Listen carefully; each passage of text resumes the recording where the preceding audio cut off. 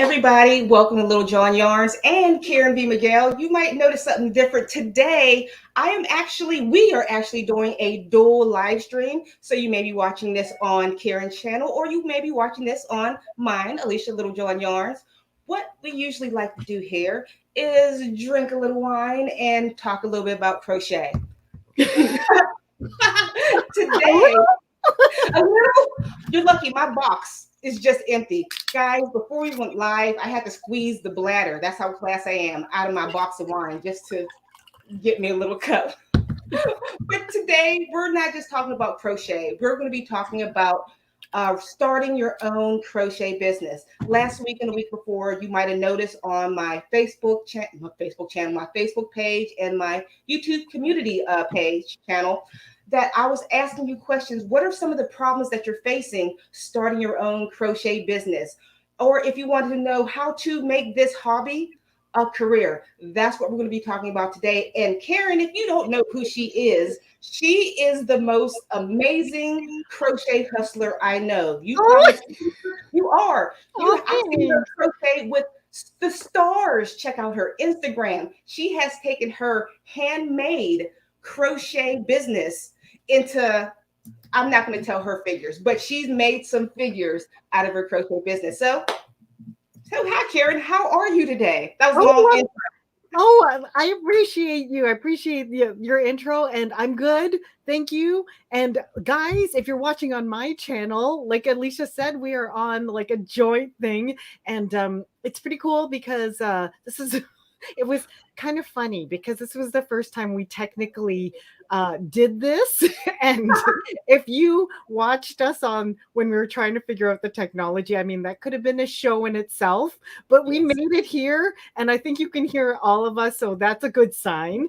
And yeah, today we thought we'd do a joint like broadcast and talk about like crochet business and crochet like life and everything crochet, and just kind of bounce off of each other because we have so many of the same interests, and I just love talking about that. I could talk about it all day. I've told like you guys and my students, like whenever we get started with business stuff, I mean, you got to stop me from talking about it. So I appreciate you mentioning how my hustle and that sort of thing. But yeah, I got started. For those of you who are tuning in on Alysha's channel, I'm Karen V. Miguel. If you haven't already followed me on my YouTube channel, you can look me up there, Karen B. Miguel. It's in probably Alysha's link. And if you're on my channel, then you're here. And I got started with crochet, like actually when I was, should I go into like my background part already? But like, if you want to, go ahead. Yeah. Oh, but guys, just so you know, me personally right now, if anybody donates during the live stream, I'm giving away patterns to my crochet shop. And also during this live stream, are we going to do 2 giveaways or just... Yeah, at least. Okay, during this live stream, we're going to do 2 giveaways from myself and from Karen. So listen closely. We're going to ask you a question probably about 15 or 20 minutes from now. And if you can, the first one to answer it correct, I'm going to give a $25 gift card. That sounds good? That sounds good. Amazon. That'll be simple. Everybody shops on Amazon. That'll be my gift. Oh, that'll be mine too. I will match your 25 because I would love that. I love giving away Amazon gift cards. It's like, okay, it's time to empty your cart or buy a good book. All right, so guys, listen. All right, so we'll start about this whole crochet business. Tell me about yourself and how you got started. And when you got started crocheting, was there any difficulties that you faced? Well, yeah. Well, first I got started when I was like a kid. So I started crocheting when I was a kid, and then I just crocheted through my adulthood. If you watched Alysha's interview when she interviewed me way back, you know that it's always more or less been a hobby. And then like around 2013, I took the first stab at it while I was still working in corporate. And I opened up an Etsy shop and then just kind of grew it from there, created my first collection. I have a bit of a background in business, but not in retail sales up until that point. But since then, I certainly have established a lot of experience with that. But if I were to say what my biggest challenges were, is because I was always like more marketing and HR trained. My background's in that. So I love being creative, and I love being with people and being interacting with people one on one. But the most challenging part of starting the business was the intricacies of retail. Like Uh-huh. knowing everything about, I mean, I knew the theory around supply chain management. And if, unless you've been to like business school or read business books and stuff, supply chain management is everything that, like, from end to end, that has to do with like sourcing, purchasing, procurement, getting the best price, negotiating the best price. I had a little bit of experience with like negotiating because of HR, because I would have to negotiate people's salaries and stuff like that. But negotiating like products, volumes, things like that, and then the contacts, like in like in supplies for manufacturing and retail, like sales for things like that. I didn't know where to go to buy. I didn't have Yeah. buyer experience. I'd hired buyers before, Yeah. so fortunately I kind of had an idea how buying worked. And I, because of my experience at hiring expediters and buyers, I had an idea that, oh, okay, you need to, there's different ways to do buying, like consortium buying and one-on-one buying, trade show buying. So how do I find those for what I Yeah. do too? So I just kind of pounded the pavement like on my own, and I found wholesale on my own. Luckily, I live in Canada, and just flukishly around the area where I used to work, there were factories and there's factories and mills around Mississauga. It's in the Toronto area that sell wholesale and mill wholesale. So I was like, and oh my gosh, I should show you this. I just got this like this sample from the mill nearby. They have like every kind of merino and sparkly yarn. Ooh. Like, and they're like, okay, what color you want it dyed? And I'm like, what? You mean you can like seriously custom make it? But Uh-huh. I had to learn about like volumes and things like that, like minimum volumes. And then you learn about funding. And then from there, I had to learn about funding business, because Yeah. once you start manufacturing, you need to, like, or producing or hiring crocheters, you need to start paying for materials and that sort of thing. So to me, it was the ropes of the parts I Yeah. didn't know, and creating connections and contacts in those areas. Yeah, that probably sounds so like scary and intimidating to most. I know when I first started, like before this whole YouTube thing, let's toss all this internet stuff out the window. When I first started, this was back in 2015. My biggest misunderstanding, I just didn't know where to start. I knew I had a skill. I knew I had this craft that people loved, Mhm. and I just didn't know the basics of number one. This is one of the questions that somebody asked. Number one, where do I start? Ground basis, begin the nitty gritty. What do you think? And I'll help when you ask questions too long. But Oh what do you yeah. think? Well, What is first of the all, be just in just in case like somebody has been under a rock for 100 years and they don't know who you are. oh Guys, yeah, I know. Alysha, how did you get started in crochet?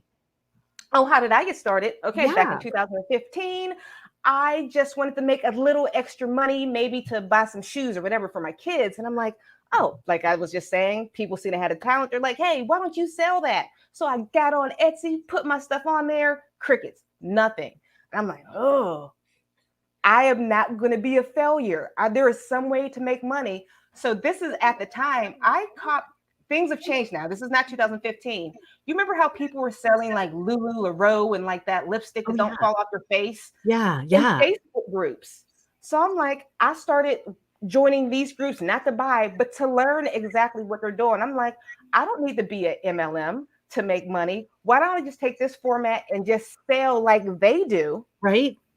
And that's how I started on Facebook. And then I learned how to start promoting myself nonstop on Facebook and Instagram. And I just realized social media was the way that I started. My favorite thing to say when people say, I'm not getting any sales on Etsy, Etsy doesn't work for you. You Right? have to work on Etsy. Mhm. But that's how I Exactly. started. But it was so confusing. Luckily now, everybody, there's blueprints out there for you to follow. Karen and I were not so lucky, even though I've only been doing this for like, well, online for 6 something years, but in the internet world, I'm a grandma. You know Oh, what I yeah. mean? Well, the thing So, is, we've been at it for about the same time, but in the different areas. Like I was focusing heavy on product sales, trade shows, and craft shows. And then mhm. you went super heavy with like you were online, you were at you did your blogging. That's why I'm like to this day, See, I'm like, it's lucky you're so good at that with the Facebook stuff, like getting like you're already established in groups, people know you all in those areas. And then for me, it's kind of like, oh, oh boy, there's like the world has grown in those realms, you know? but the rule is still basically the same that I've been following. You have Yeah. to be seen. Put your face everywhere. You had no choice but to see me every single day on Facebook, every single day on YouTube, every single day on these platforms. That was my only true key. Just look. Oh, and by the way, if any of you have any questions to ask us right now, you can ask us in the live chat. Just make sure you put question marks in front of it so we can bring it to the front. Well, actually, if there's any questions on my end, I can't, since it's a dual live stream, it's weird. I'll just read yours out loud. I won't be able to pull it to the front. Oh darn, that means I need to put it to the front, But right? you won't be able to see it because it's your live stream chat. Does that make Oh, sense? should I like for Let me try. let me Nope. okay, you Yep, I can't? can't. Nope. That's see, okay. Do you have a lot of things to start your Etsy store? So these are good because then we could pull these up. You know Okay, what? let's I'm ask. gonna just well, She I'll just ask asked a question. I feel bad. You pulled it up and we didn't answer. We have to oh, answer. sorry. Go ahead. Don't forget your question you posed too, Okay. Alysha, so I don't forget. Okay. Let me read this one. Yes, He please. says, hello. Do you have a lot? Hold on. Do you have a lot of things to start your Etsy store? I always recommend people to start with at least 10 to 15 items. When people are online, they want to be able to browse. But if they come to your shop and you have one or two things in your shop, does it really feel like you're a dedicated business owner of your own handmade business? Or have more pictures in it, give people options like, oh, maybe I do want this hat in blue, oh, maybe I do want this bracelet. Make sure you have more than one thing in your shop so people can browse. What do you think? I agree. I think well, when I first started my Etsy shop, I remember I started with I think it was like 4 or 5 items. And then Hmm. from the five items that I started with, first of all, I already knew enough about marketing to know that I needed a niche. And Yeah. if you don't know about niches, then you could definitely check our previous workshop out about how to niche your business before you get started, because in niching you can determine all like it helps you make so many more decisions easier when you know the direction you're going in. Having said that, I started with hats. I had an idea that I wanted to start with women's hats and women's and unisex hats. So I had um like 4 or 5 different silhouettes. I think I had like 3 different toques, which are beanies, and Yeah. then in Canada it's toques, and then I had 2 newsboys, and then I remember I had like this striped like unisex beanie idea in mind. And honestly, to this day, a lot of my designs have stuck. So what I did was what didn't end up selling, I would pull down, and then I would put new things that I would try and I'd see if they were popular. And then the ones that were popular, I continued selling. To this day, I'm still selling my best sellers. Like 2 of my classics are still in my collection. And then to this day, I still do the same thing. I add 1 or 2 new designs or different colorways or variations of things that are showing that they're selling well. So yeah, that's pretty much the rule of thumb. And now I have a bigger SKU. I can't remember. I think my SKU is somewhere between 60 and 20 products. And Hmm. then I have colorways for each of them. So that's what I end up that's how I end up doing it in terms of choosing how many to sell and what I do, and it just grows. And then when it gets too cluttered or whatever, then I just make sure that I can constantly curate. So I help my Hmm. students do that as well. I curate a lot of people's designs for them when they're not sure either what to start with or what to add to collections and that sort of thing. So yeah, I still do this. So that's how I got started. And that's kind of how you figure out what to start with. I hope that helps, Okay. Denise. Okay, I have a question on my end. I can't pull it up, but it's my girl Vijay's Crochet. She says, "What's the best way to photograph your finished object?" You want me to go? Oh, you There can we see go. it. I just, like when you say who it is, I can scroll through and find it. So both of our live traps. This is Oh, I just awesome. clicked it now. That's I think cool. But I wonder if it's my live chat too, or just yours. It's probably your private live chat. you can't see it? I can see it. Well, regardless, let's read hers. Okay. What's the best? People, we're keeping it real, really Yes. real. We don't know what we're doing back here behind the scenes. We're figuring it out. Yeah. This is how it works because we're mad as a hatter. Cheers. And I'm yarn balling. Wait, Yarn ching. Okay. For myself, how I photograph everything, I'm basic. I don't use anything fancy. I go to my local Dollar Tree and I buy what are those cardboard, those white poster boards. Yeah. My poster boards, the back. Or, okay, I'm going to mess up my camera view. I have this nice white wall that I use for absolutely. Oh, and I added this cool. Look at that. Oh, I love that wall. That's so zen. That's it. With a little bit of like blurring of the background of Photoshop, pictures are perfect. You don't need anything more than a poster board and a wall. What do you suggest? I agree too. And I love that wall that you photograph off of because you can tell that if you open that door, you get floods of light, right? Mm-hmm. And natural light is if you don't have that's how I started. If I didn't have a light, I'm shooting by a window or I'm shooting on a porch. And outside is always beautiful. Anywhere outside is beautiful. I'm Find a good book. Let me see here. I have a video actually on how to shoot product shots from your home. Do you want me to share it? Yeah. So guys, make sure you check that out. She's going to put it in. Like I said, this is weird behind the scenes. So I'm going to try to go to my YouTube channel, actually trying to see where my viewers are asking questions. I can't find my channel. Guys, I'm going to get there. I'm sorry. Oh, that's too bad that you can't see the side thing. That is so strange. Are you on YouTube or are you on live stream? I'm on StreamYard looking at your chat, but now I have to go to my chat to look at it. Okay, I see my peoples now. Okay, maybe we can even bring them up too. Wait, no, this is both of ours. It is both of ours. Yes. Okay. All right, next question. We've been bull crapping. Okay, right. Here's the link to how to shoot product photos from home if you want to take a look. And it takes into account what's it called? What Alysha said, where you can get a photo board from like an arts and crafts store, put it in the background, and in the video I show you how to do it on a porch or by a window in your house. Yeah, exactly. Okay. Same advice. Yvette's had a good one. Okay, so let me take. She's about 10 from the bottom. Okay. Yvette Samuel. Hello, Yvette. She lives in Toronto too. I put my another one she said. Oh, Facebook and Instagram. Here we go.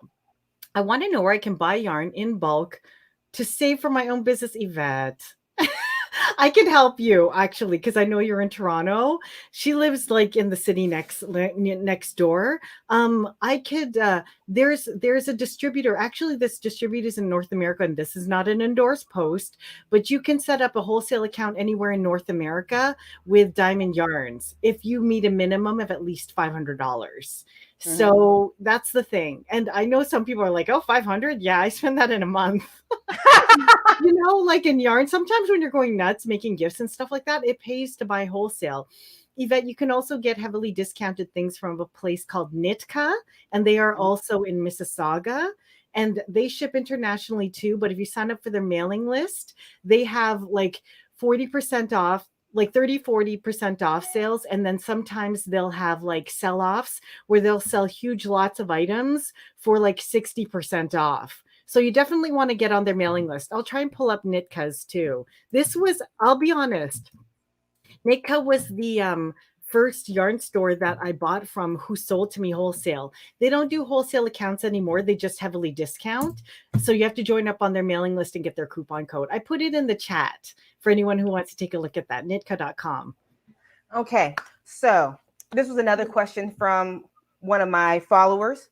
Okay. How do you find customers outside your circle? How do you market? Okay. You want to start with that, Alysha? Okay, finding customers outside your circle. Usually I start small. I start with inside my circle. I start within my Facebook and posting there and Instagram and all these selling apps. These are great ways to find people outside of your circle. Social media is able to put you in front of so many eyes. That's my recommendation. That's how I've been able. I'm not selling like Karen does. I wasn't able to get huge selling my handmade. My If you have any questions about how to make money through blogging, YouTubing, that's what I switched over halfway through my crochet career. That's my key. But that's what I use in that whole, how can I don't know how to put it. That realm. Whole thank you. Yeah. Whole realm being online. If it wasn't for the future 2021, almost 2022, you would not know who I am.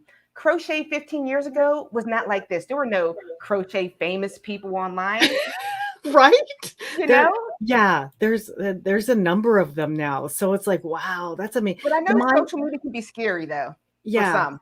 I remember the most crochet famous person that I knew was Lily Chin. And I loved her Yes, because she was Asian too, right?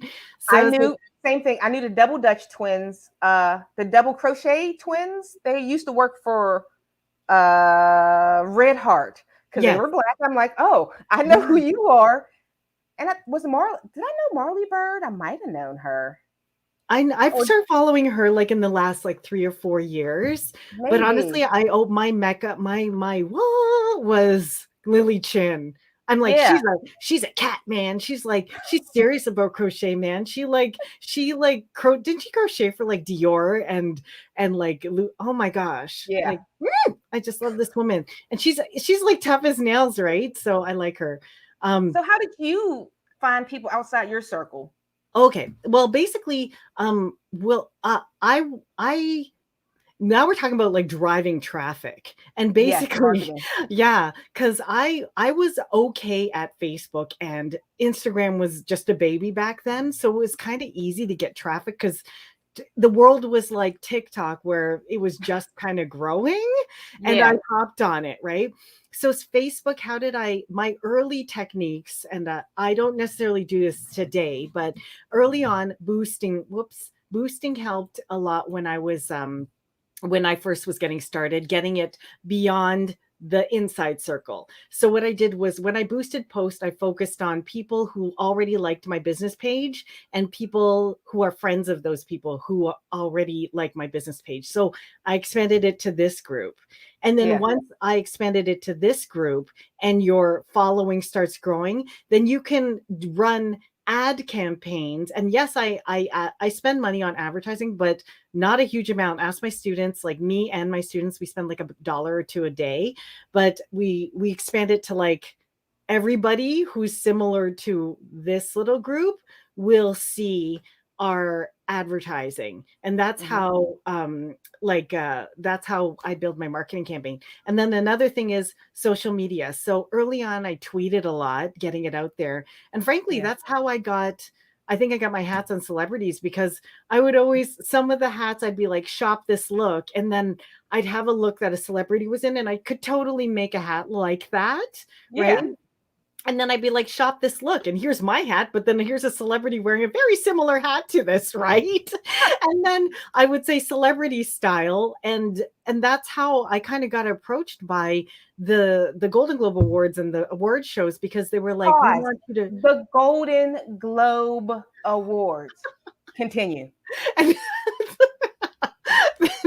and then they are the ones who approach me about giving, they're like, oh well, she makes luxury hats for celebrities, so let's approach her about bringing those celebrity hats there. So I kind of build an implied like credibility. Well, it was luxury hats, but like of Fake it till styling. you make it. Yeah, but it's obvious these hats look good on the celebrities, Mhm. so they're probably going to want them. And the truth is, celebrities, they love hats. They want to wear them, and once they see you, so they will let you style them up, and they will love to keep your hat or get one. So anyway, that was how you back to if you're not on celebrities, I use Twitter and I used social media to build traffic, just show the products that I had, and then and then direct them to where you could buy them. And that's literally how I started getting people who I didn't know. I remember my first Etsy sale of like, you know, when you get that first Etsy sale, it's like, oh, this is not my And your phone aunt. goes cha-ching. Yeah. And then it's like, this isn't my aunt or my mother-in-law. This is like someone I don't know from like Missouri buying my hat. So yeah, it's a rush. And to this day, you know, then it becomes like second nature to get sales from people that you don't know. So that's how you got to build that circle, but you have to post regularly so the people who follow you get used to seeing you, and then they trust your brand. Because it takes an average of one person to see your brand at least 3 times before they might like or even buy from you. Yes, thank you. I used to tell somebody, it's like, keep on knocking till they let you in. When I used to post, like I said, algorithms are always changing, but when I was posting on Facebook within the Facebook selling groups, not like sell your handmade here, I was posting in the flea market groups twice a day, every single day. Maybe Judy did not want to buy anything in June, but Judy finally got pregnant, or her sister's pregnant in December and she needs something for her baby shower. She trusts you to crochet that blanket because you've been posting nonstop. You're consistent. You're not this fly by night person. And by the way, guys, if you want to learn how to start your own crochet business and make money and turn your hobby into a career, you might notice a little ticker across the bottom of the screen. If you want to book a free business consultation with my friend Karen, thank you so much for doing this for everybody. My the pleasure. link is down below. And right now, ask any question from us. We're going to give you the answer. I'm not going to sugarcoat it. Karen's not going to sugarcoat it. We're going to give you exactly how we make money right now. So make sure you put question marks in front of it so we can see you in the chat and pull it up to the front. So okay. Anybody have a question that you've seen? Oh, yeah, there's more. Yes. Okay, I'll try my work my way down from here. So I have about 20 baby blankets. Is that a good start? Alysha? Just for me?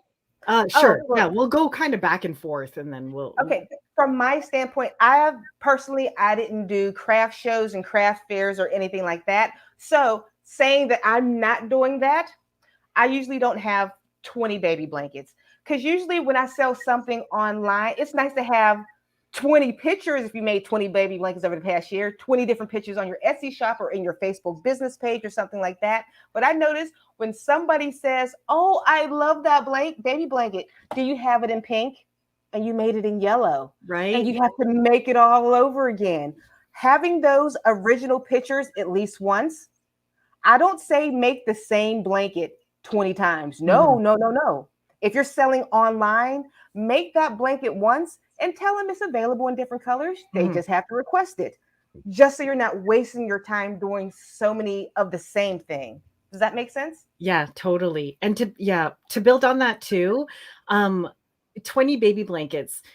In the case where I would ever, like, if you have 20 baby blankets, this is what I would advise, is that if you plan on building inventory for anything, when you're setting up your business, you should at least have a foundation for like having had researched some more items more or less, and some at least some response to those items. If you've put baby blankets out there on, like, say, your social media, and you've got the most likes and comments on a particular one, I might make 2 in that color. That's it. Like, that's it. And then sell one, then back make the other one. And maybe I'll make 2 if I happen to get another 2 orders that come in. That way I feel a little bit more ahead of the game. But if you make 20 baby blankets and say, okay, I'm going to have 20 blankets in black, gray, green, yellow, and pink, and then I'm going to open my shop. Do not do that. Do not do that. I've done that. I've done it.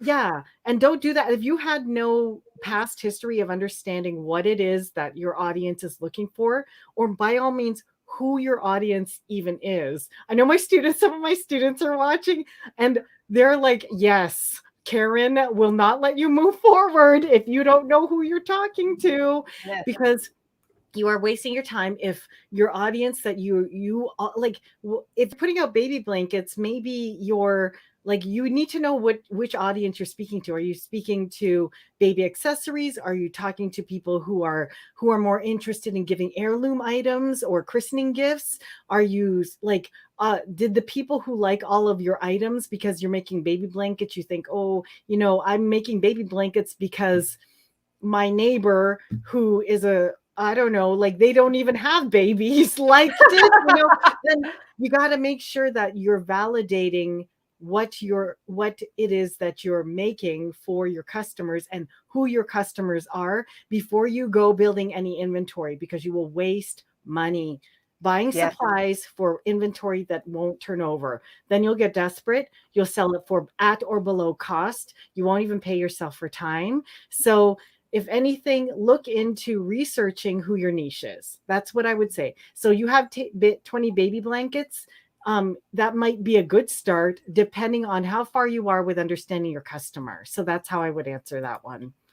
But no, I like the way you said when you can't sell something, you'll end up selling it for less. This was a hard lesson I learned when I first started. I had all these scarves that I could not sell, and I put them online for $5. And my husband, he's like, "Why are you?" I end up crying. He's like, "Why are you selling this?" I'm like, "They just don't want mine." I just made too many. You proved that's exactly what happened.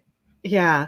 And yeah, and you never want to do anything. This is why I started teaching, honestly, because I never want to be in the position, and I never want you guys to be in a position where you have to operate out of desperation, because it could shut you down. Like you could Yeah. end up spending all of your cash flow because you made a desperate mistake or you made a desperate error. And I admit I did this once. I overbought like almost $20,000 in inventory. Yeah. Oh, Yeah. Okay. Can I tell? Yeah, go drink that. It almost put me out of business in my third year because I overdid it. Was it the best year I had in sales? Yeah, I hit six figures. But did I overbuy for the next year by accident too early? Yes, I did. But thank God I managed it. And yeah. yeah, we can get into like horror stories because I have a friend who's a designer too. And if you think you're like, dang, 20,000 guys, it doesn't have to be that big a number. But what scared me too was my girlfriend. I told her, I'm like, I told my girlfriend Anna, I'm like, I overbought like 20 grand. And she's like, Karen, that what's worse? I just did a department. She made petty skirts for girls, right? And she's Mhm. like, I made $30,000 in petty skirts for girls for a department store, and the department store was due to pay her 50,000, Yeah. and he canceled the order. Yeah, he refused the shipment, and they got sent Oh, back. Luckily, this is the stuff like when think about if you want to go this big, guys. Think about like you don't have to go this big. I love it small. That's why I'm like, if you've noticed, I'm more nichey now in terms of like yeah. luxury products. But if you're looking to go gigantic, you need a lot. Like this is, she was like, luckily she was that big, and she already had smaller boutiques that hadn't placed orders yet for her shop, so she was able to redistribute about like the enough like at least 30,000 worth of product to recover the cost, and then she was able to sell the rest of it online. Like, whoa. But you never want to be operating out of that desperate mode where you're like, oh my god, I made 20 blankets and now I have 19 left, and it's already like it's March, it's the end of December, like you don't want to, like, don't overmake. Stop at Yeah. 20. Now start trying to sell it and establishing who your niche is. Good for you. At least you have the inventory at this point to go ahead and Okay. sell. So I put a new question up for us, from Anne Marie Tinley. Do you recommend placing your name tag on all your finished products? I'll let you take this because I don't Okay. have finished product. I'm digital. Oh yeah, that's right. Yes. Your name tag on all your finished products. I recommend branding, definitely, because it establishes your differentiation from other things. Because the truth is, I know a lot of my hats look similar to other people's hats, but is it a Canada Bliss hat? I Mm. personally thought I know, and it's funny because in my earlier years when I had more imposter syndrome than I do now, I was like, Amazing. my customers don't care if I put a label on it. So sometimes I'd go to a show, half the stuff might have been labeled, and sometimes I'd be like, it's not labeled, I'll just bring it anyway. And then people will be like, oh, I really want this one, but it has no label on it. And I'm like, do you really need the label? They're like, how will people know it's Canada Bliss? And then I would be like, well, thanks. You care? But they care. They care. They're like, yeah, I'm going to wear it in the front so I could show people where I got it. Because I know my coworkers are always asking where I shop and all that. Or I know I want to show off that I could afford one of these, you know? And so I'm like, okay, so do you recommend placing your name tag on your finished products? I absolutely recommend differentiating your product with something that identifies you as you. So whether you put your own personal name or you call it Canada Bliss, well, Canada Bliss, don't use it Canada Bliss because I've trademarked it, but your own brand name or your own logo, then you need to, it's part of the differentiation process, and you completely should brand your items. Right, Alysha? Okay. Or I I'm not believe good. so. Right? Do you agree with me? You better. I'm just kidding. But like, what do you think? I agree with you, but let's say you're starting from -0 money. Hey, don't worry about it to begin with. Yeah. But if you're trying to make this a business, Yeah. once you're able to build the finances to raise the price of your hats, to raise the materials, heck yeah. I want somebody rocking the Anne Marie Tinley hat. That sounds super fancy. Yeah. I want to wear your hat. And you have a great name. I would totally like, I would fancy, brand doesn't it. it? Pardon me? It sounds fancy. Oh, yeah. Anne Marie Tinley. Tinley. I know. And like, what was I going to mention too? Oh yeah, like to build on what Alysha said, she said like, you want to, when you're, because you could totally not put labels on. Like, say, I'll admit it, I changed the name of my company before I decided on Canada Bliss, and I had about maybe 100 or 2 rounds of labels printed before I decided on Canada Bliss. So I have something print, some of my old salad day labels where they're not even my company, but when you're, the best time to do that, like, don't not start because you don't have a logo. Totally. Like, don't not start because you don't have the labels. This is the perfect time for you to validate your designs. Validate if people like that shape, if people like that color. So yeah, you don't have to sew something onto everything, but then once you're like, okay, people like this color, now I want to make sure people know my Anne Marie Tinley hat from like Walmart George collection, you know, or whatever. You know, they're like, it's like that. So just make sure eventually, once you put the heart and soul into it, you're starting to establish an identity in terms of like your type of style, your niche, your product line. Get some branding in there. Yeah, we're going to get rid of my questions. We're just going to ask I'm sure there's tons of questions in the chat right now. Yeah, they're coming in like hot and heavy. Okay, just ask me. Let me take the next one, whatever it is. Yeah, let's take it. I'll read it too. Okay, I answered Yvette's question about where to get bulk yarn. That's the only time I hear that you're Canadian. About. Oh, which one? Which one? Where it's like, you say about.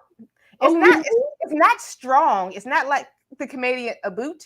It's not that strong.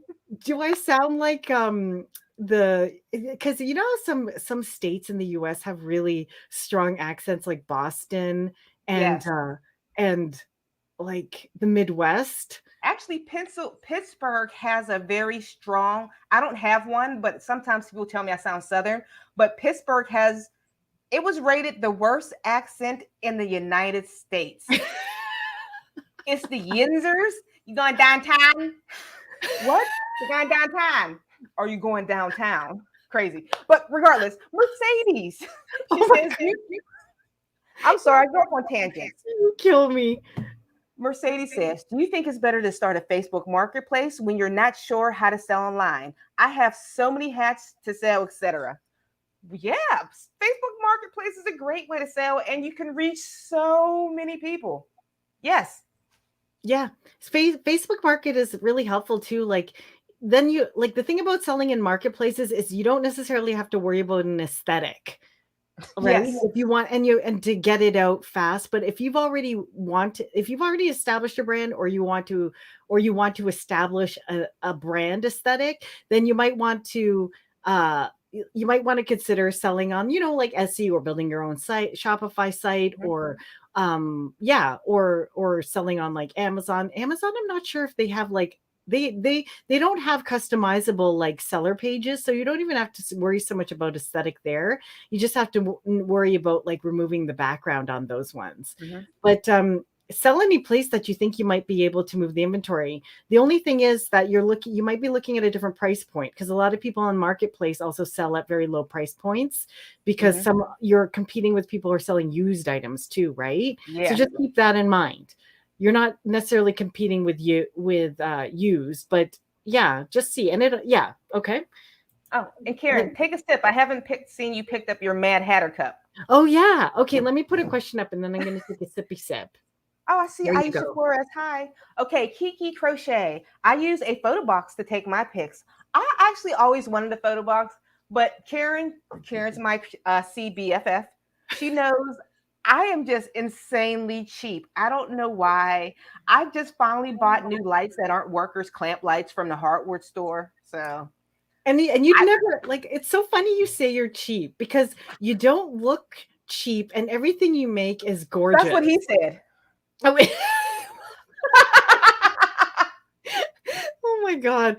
But like everything you make is so pretty, and it's like, that's why you never like, I don't even consider you cheap, because like you're very good at making you don't look cheap. I think you're just prudent, Yes, I'm very frugal. I feel like you don't have to be, because sometimes when you're looking online, like Karen says, you suffer from imposter syndrome. You see people, I'm not talking bad on her, but this crocheter, Melanie Ham, she is an amazing, beautiful crocheter. Oh my God, gorgeous stuff. And I'm like picking through the garbage of my yarn to find things. I'm like, why is she so perfect? Then I'm like, you know what? That's imposter syndrome. I'm okay. I can work with it. Dry erase board, plastic, whatever I have. Go ahead. You can read David. Oh, David, I love you, David. Go ahead. Yeah, just totally start where you are. And like, I'm just gonna. He's asking about that photo, the photo video again. Oh, here it is. Oh, yeah. I just. We're way behind. You can scroll past those. Sometimes those people David, he's still here. Yeah. Let me just double check. Copy. You're so swift at like getting all these questions answered on your lives. That's okay. While you're looking, that's okay. I'll just read one. This is from David too. He said, it's not a question. He says, I pick up accents easily. I used to go back to work with an accent after the weekend of British TV. Oh, I love me some BBC. I don't know. British comedy is so much different than our comedy over here. They're self-deprecating. Their comedy, there's always, I don't know what it is, but in America, or probably in Canada too, our comedy is about overcoming bad things and the great guy overcoming obstacles. And like BBC comedies, it's like you're the butt of the joke and you know it, and you're just living through life horribly. I love it. Here's a good one from David too. Go ahead, Alysha.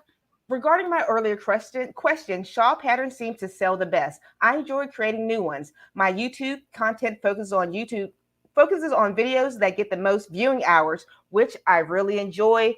David, you're a genius. That's what I tell everybody who's trying to sell more on Etsy, who's trying to get more views on YouTube, who's trying to gain more traction. What you need to do is create more of what works best. On my channel, when I first started, all I was making was hats, and hats was great, but something switched. People stopped watching my hat YouTube tutorials. Then I started making slippers. My slipper patterns went off the roof, so therefore I keep making slipper patterns right now because of the algorithm, and I know that's what people like. Slippers has become my niche. I don't know how many times I can make a foot look different, but I've been doing it somehow, some way. You can at least buy more of those silicone feet, right? Yes, I love my fake feet. Oh, they're the best looking feet. I had no idea. You. I love my feet. Those are pretty feet. I know, because mine aren't. It's so weird. Look at that. Look how pretty those are. You know what they look like? They look like my husband's feet, because he has the prettiest feet. I know, isn't that odd? not that they're French manicured, Woo! but I know. he's got beautiful. I have terrible feet. My feet I got from my dad. He got Me too. I prayed that when we had a little girl that she would have his hands and feet, and she did. So she's got delicate, long, beautiful fingers and everything. Mine are like basketball hands that like, that's why I work with yarn because I'm kind of See, my heavy-handed. hands are ugly too. Amazingly enough, for the past 4 years I've been on YouTube, nobody has criticized my hands until 2 weeks ago. I don't have pretty hands. Look at these. These are like nubs and somebody, they weren't dirty or anything. Somebody's like, you need to do something with your nails before you hop on YouTube. What? No. You I'm got like, a comment like that? I'm like, get off my video. I don't have pretty hands. I'm a nervous person and I pick. Me I'm not too. perfect. And I look at some people's videos and their hands are so beautiful and elegant. Oh, wait, I'm still here. I got beautiful, elegant hands too. I bought some of those too. Oh, pretty. Yeah, No, I've they're never. weird. They've been crinkled in a bag. You need They're to put those in the bendable. microwave or something. I don't use them because I'll use them once and somebody's like, did you Photoshop your hands? I'm like, that's just weird. Yee. Yeah, yeah. Oh, they- Yeah, I was going to do it, but I decided not to do it.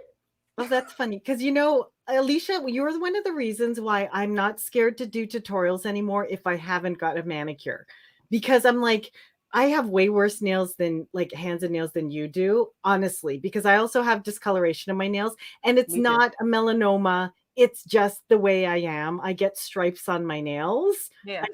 Trust me, I've seen a dermatologist about it, but now I'm like, I used to be so self-conscious of it, but I'm like, you know what? I'm just going to go ahead. Like, I'm going to do me.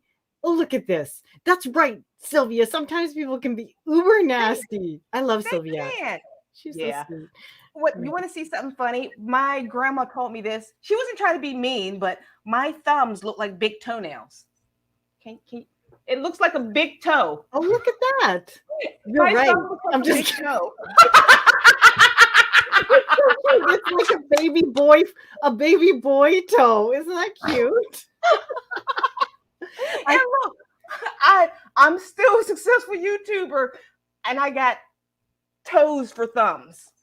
I think you have very cute fingers, so don't be so hard on yourself. Oh, look, I went to the tutorial to which a phlebotomist complimented my veins but criticized my camera technique. Boo! Well, you shoot your own video, Mr. Phlebotomist. How dare you?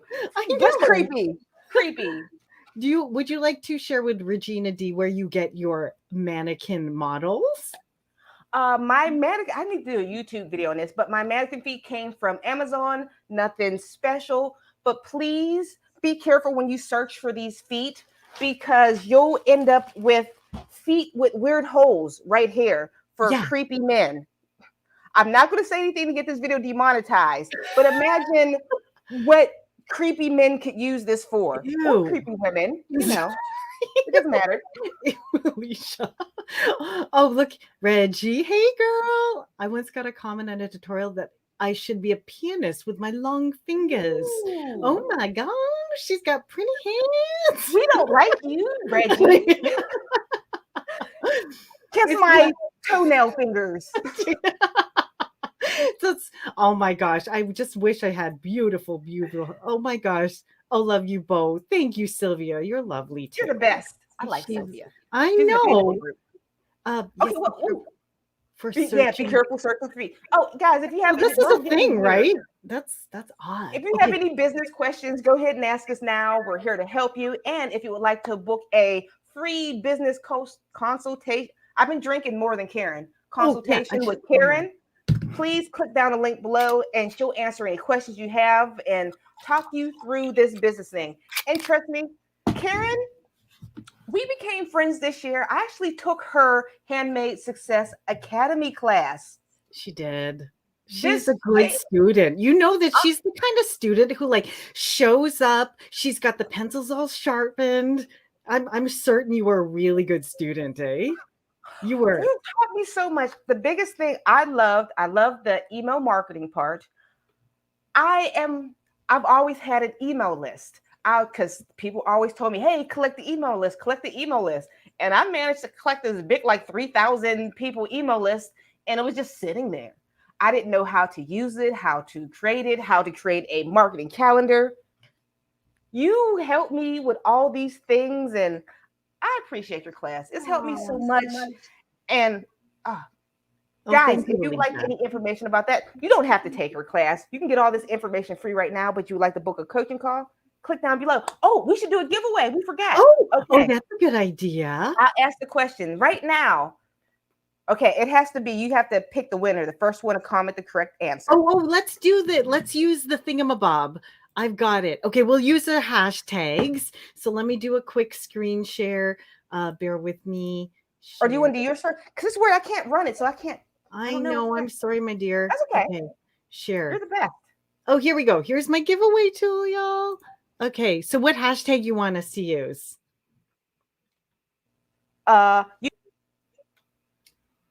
Oh, wait. You froze. Oh, you know what? Maybe it's... Am I okay? Yeah, you're okay now. Hashtag little J. I don't know. Yeah. Okay. What's the question? The question is, oh man. I should have thought of this earlier. This is the thing we should have thought about earlier. Oh, can I ask? Yes, please. Ask one related to you. What did Alysha say was the first thing she started selling on? Was it YouTube? While selling online? Yeah. Yeah. What started selling online? So like, or shooting patterns for? Was it shooting patterns for? Yeah. What was it that Alysha said that she she was shooting? What's my first niche? Yeah, her first niche. Actually, let's make the word yeah, that's right. Little J and then space and then what you made. Yes. So we're getting hashtag little J scarves. We're getting hashtag little. So do they have to put that in the comments? Oops. Yeah, they'll put it in the comments. Oops. Little J scarves, little J. And I'm the not answer. Gonna tell you what it was. Okay, that little J and the answer. What was my first niche that truly sold? Not the niche that I went into later, but what was my first niche? Does anybody get? Ooh, let's see. Oh, I see it. Wait. Oh, yes, they got it. I see it. Can you find the first one? Because our chats might be different. Here, we're getting some in. Should I give them a hint? They have the answer. I see it. Okay, I see it too. Should I give them the answer now? Yeah. And I'll put the answer. Hats, beanies, anything. Who is on my porch? It's hats. I got to answer the door. I'm all alone. So guys, I think I think it was hats. So, and that's what I was thinking was the answer too. So I'm going to wait until she gets back, and then we'll do the hashtag draw on the giveaway tool. This is funny that she gets up and answers the door. I'm a regular person. I can't get foot. I know you're good. You're again keeping it real. Who won my $25 gift card? Did somebody win yet? Not yet. I haven't pulled it. So should I pull the hashtag on little J or little J space hats? Oh, I don't know. Little J. Everybody who commented little J, we'll just give them a chance. Little J. Okay? So here we go. And the winner. Draw. Who is the winner of a $25 gift card? Oh my God, we did that in harmony. Ooh. Yay! You win a $25 gift card. You can, I don't know where you're watching from, Karen's or myself, but you can email me at littlejohnyarns@gmail.com. The link is down below. If not, you can email Karen. I'm sure her email address is down below in her box too. And that is the only way we can contact you. So please contact me or Karen so we can get you this $25 gift card. Fantabulous. Oh my gosh, this is so much fun. Congratulations. Did All you right. want to were there some questions that came in beforehand that we haven't touched on yet?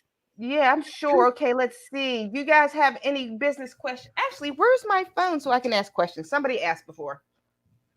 Give me a With second. All Nubia, right. congrats. Join me in Here congratulating we our go. darling. Good job. We got one.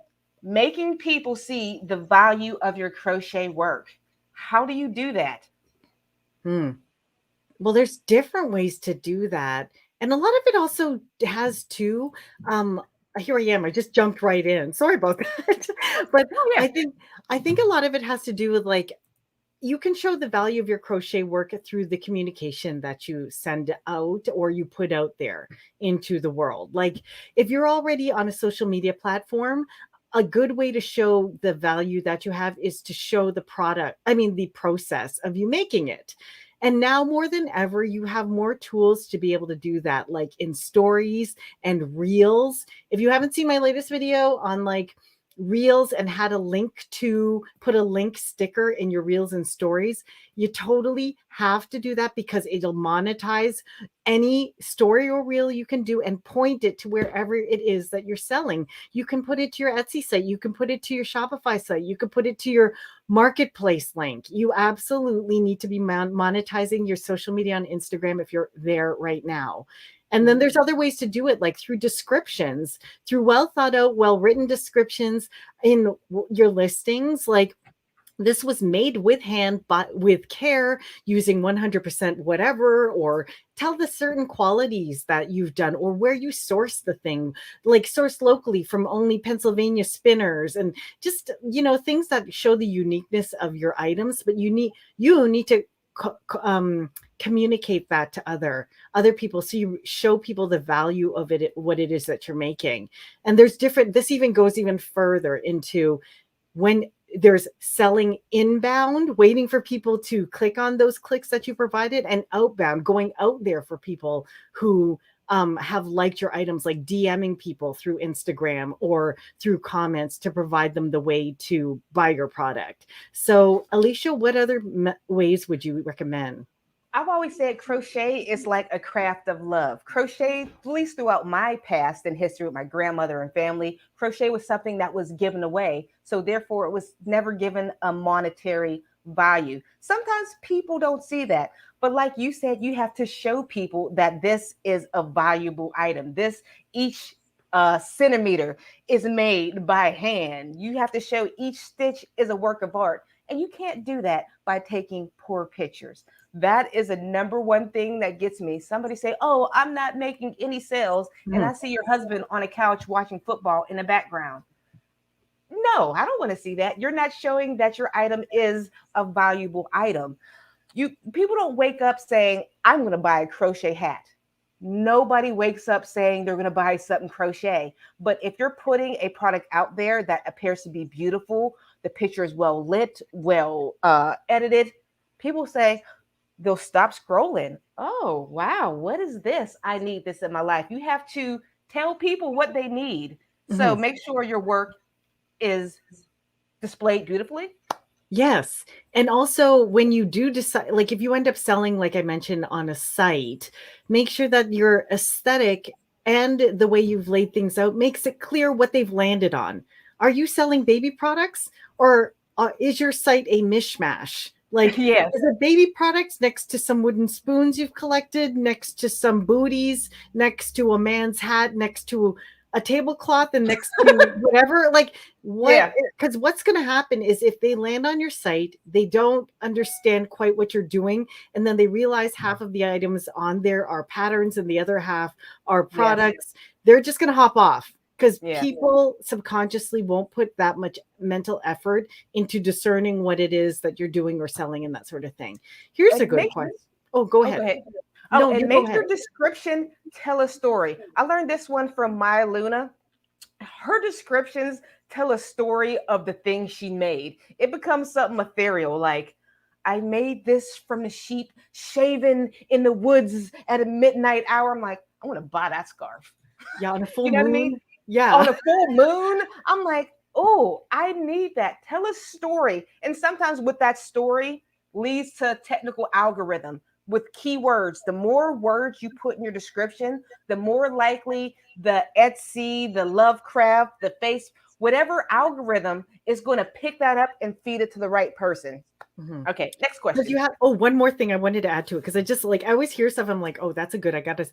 And to build on what Alysha was saying, a lot of people act on sentiment. And yeah, they act on sentiment. So they something that rings true to them, they will buy or act on. That's why things like crystals and astrology is also a huge niche, Mm-hmm. spirituality, because it rings like a significance to something internal that's not out there. You know what I mean? Yeah. And what we as handmakers have to acknowledge, and I know like people are like, they want to compete in price. Oh, my blue hat's not selling. I know I'll make it half price. That is not necessarily the best way to go about doing things, by discounting things, because you have to realize what you are making is a specialty item. If you have made this thing from end to end, it is a specialty item, and you somehow have to communicate how it's been made, so you can like validate and then can make an emotional connection with your customer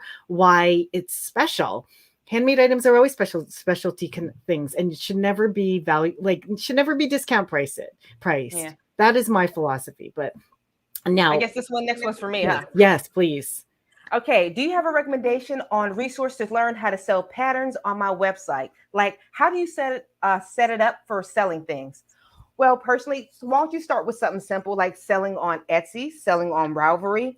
The first time you set up any patterns on Etsy and Ravelry, it is a headache. There's so many tabs and links, but luckily, there's always YouTube videos. This is how I started, that step you through that says, click the right link. Click. I follow it step by step. But because sometimes selling on your website, even for myself, I have issues setting up selling on my website because it can get a little bit technical. I'm Mhm. probably going to hire somebody so I can start selling directly from my website. But What's the right now, platform again? What what'd you platform say? do you use? What platform do you use again? I use WordPress. I can Okay. use a plugin. I used to sell from my site. Well, this is probably something we should talk behind the scenes, because once I start talking all the jargon, I might scare people away from starting their own website.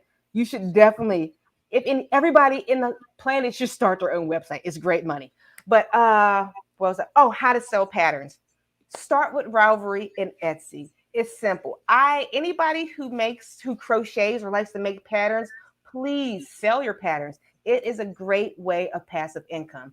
I've Mhm. created patterns from 4 years, 3 years ago that are still making me money today. Just follow a YouTube tutorial step by step. I'm gonna put quickly. I hope you don't mind.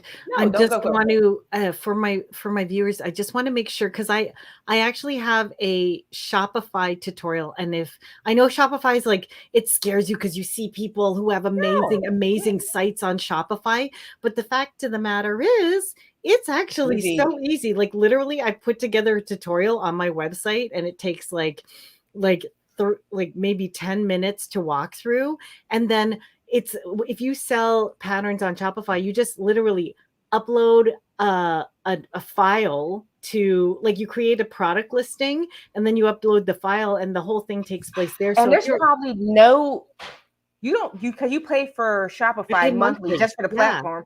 So they're not taking any money. Listen to her. They're not taking any extra.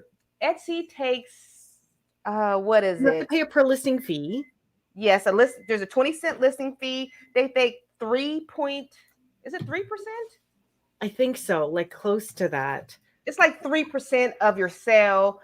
If I sell a pattern for $4.99, I'm actually making like $3.75. So whatever that is, It eats into Etsy your takes the fee. It eats into your bottom line, but it's not a Yes. bad idea to get on Etsy and then point to your website as well, like in the thank you email. Here, I put Mhm. it out there, Shopify free tutorial. There you go. So, and you can try it out free. If you hate it, you don't have to keep it, but like, you might be surprised how easy it is. It's so easy. Like literally, I wish Dee Dee was here, because her and I were setting up her website to get I on a love Dee one-on-one. Dee. I know. Where is she? Where is she? I hope Dee Dee. Well, if Dee Dee watches this live, she might not watch it into a whole hour in, but Dee Dee, where you at? I miss you. I missed her on our private live chat. I miss her. She's my buddy. Okay, next Oh, question. I'm sorry. okay. Sorry. You maybe go to your list and I'll keep Okay. scrolling down the thing. Okay, let's see.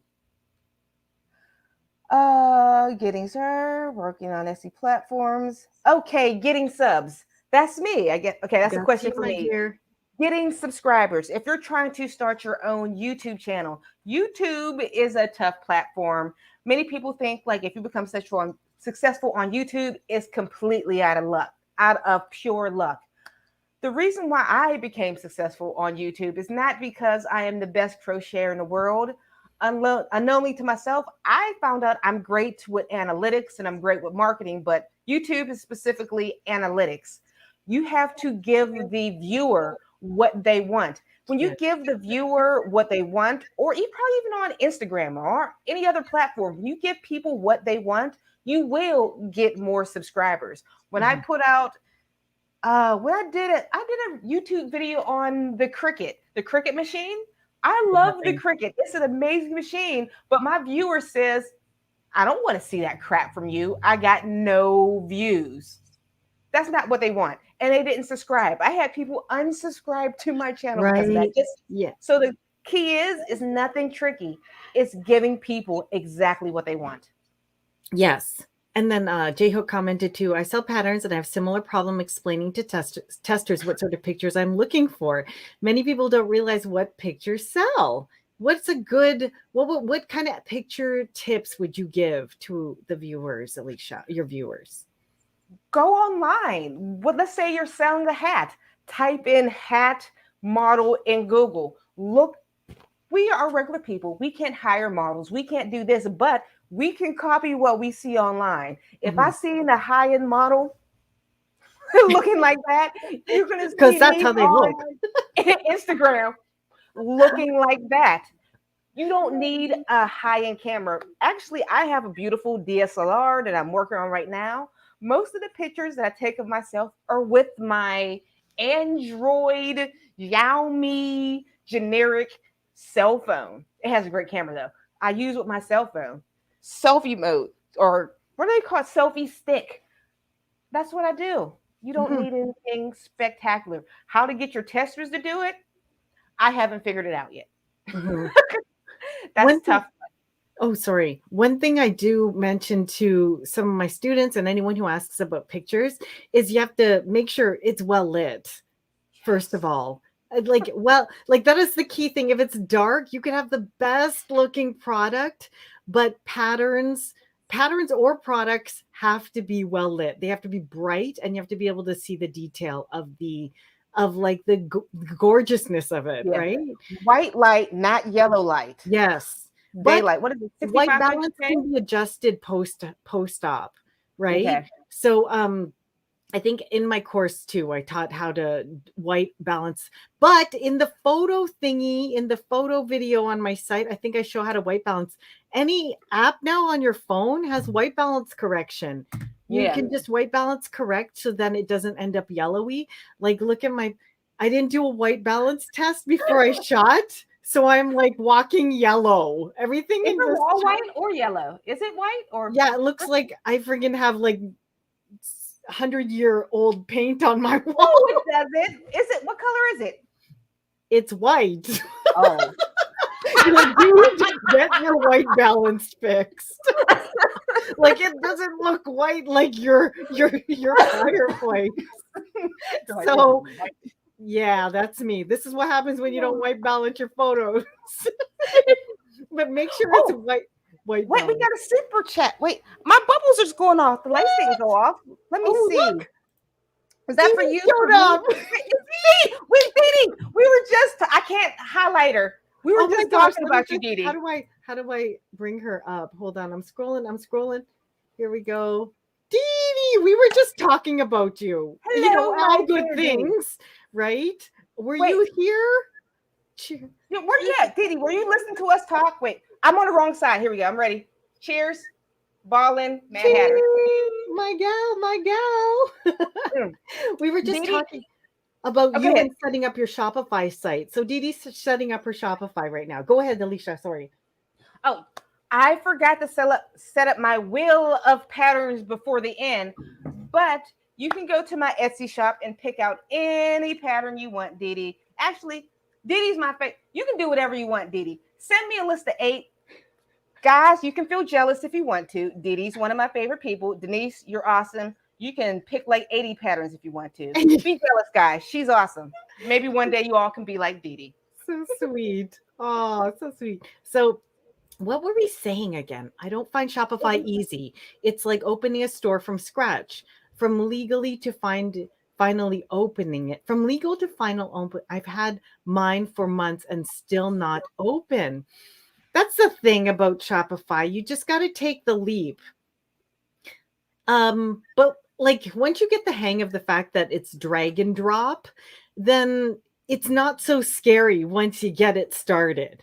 Like I'll admit, Gigi, I too had like was trepidatious when I started my Shopify site. And yeah, like you, I kept mine past the trial and I'm like, I know this is the better thing to do because you're only paying per month. And in the long run, I keep more for me, especially around Christmas time, because that's when you get your volumes. That's when you only have to pay your monthly and you get the rest, right? Unless they pay by PayPal or whatever.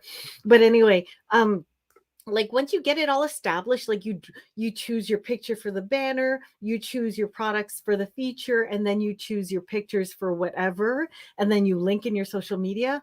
Oh my gosh, updating it for every season or updating any new product, my friend, it's, you know what, you just got to get used to trying it, because we get used to the things that are comfortable with. Like I out of security still kept my Etsy site just in case. And to this day, I have my Etsy site, but honestly, my sales are all through Shopify. Like I do everything through Shopify now. It's awesome. Easier. Yeah, it's totally easier. But anyway, See, let's go back to our questions. And Alysha, I don't know, are you available for much longer? Or yeah, I'm yeah, having okay. fun. Are you okay? Yeah, I'm good. Yeah, remember, I've only had 2 sips already. I have to re-pour, but you you go are ahead. slacking. I had a full drink. I'm already below the balling. Okay, I'm pouring. Oh my God. Look, if I finish half a bottle by myself, then I'm blaming you when I have to fall asleep at 4 in the You're afternoon. welcome. Okay. You're welcome. It's Saturday. Yeah. And guys, if you have any questions for us, please ask right now.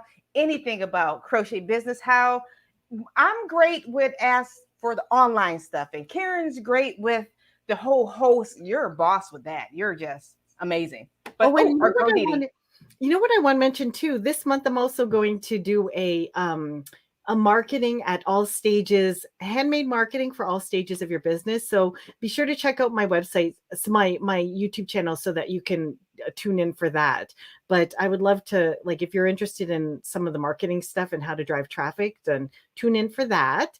But Didi just got here. And she's I'm getting my info on Shopify and I'm really close to receiving orders. I'm certain you will, Didi. Good things come to good people. All right. Like, you got a question, or you want me to get a question? You go ahead, get one. All right. Figuring out what people will buy and making it a hit, like custom orders. What do you think? What, that's kind of what we talked about earlier, just in case people just got here. Should you make a whole bunch of orders before you start your business? Like, should I make 50 hats to open my shop or to start craft shows? Go. Do you have a take on it, Alysha? I want you to go ahead. Okay. When it comes to custom orders, what I would say is I would make custom orders available to an extent. This is what I found.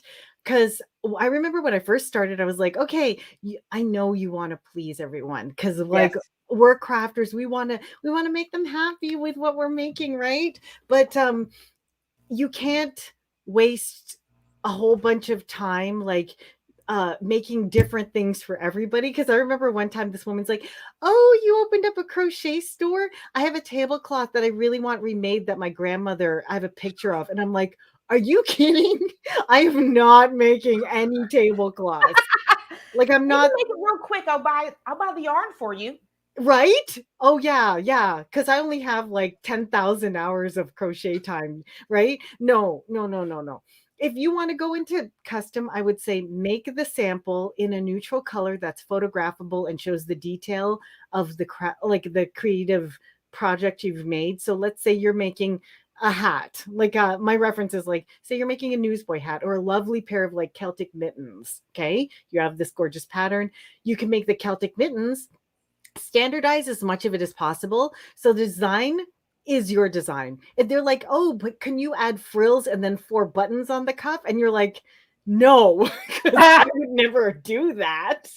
Or like, because don't let it hinder the integrity of what you've designed, first of all. Maybe to some extent, like if they're like, oh, could you not put the label on the back because it'll scratch me, or don't put it on the inside because it'll scratch me, please put it on the back. Sure, no problem.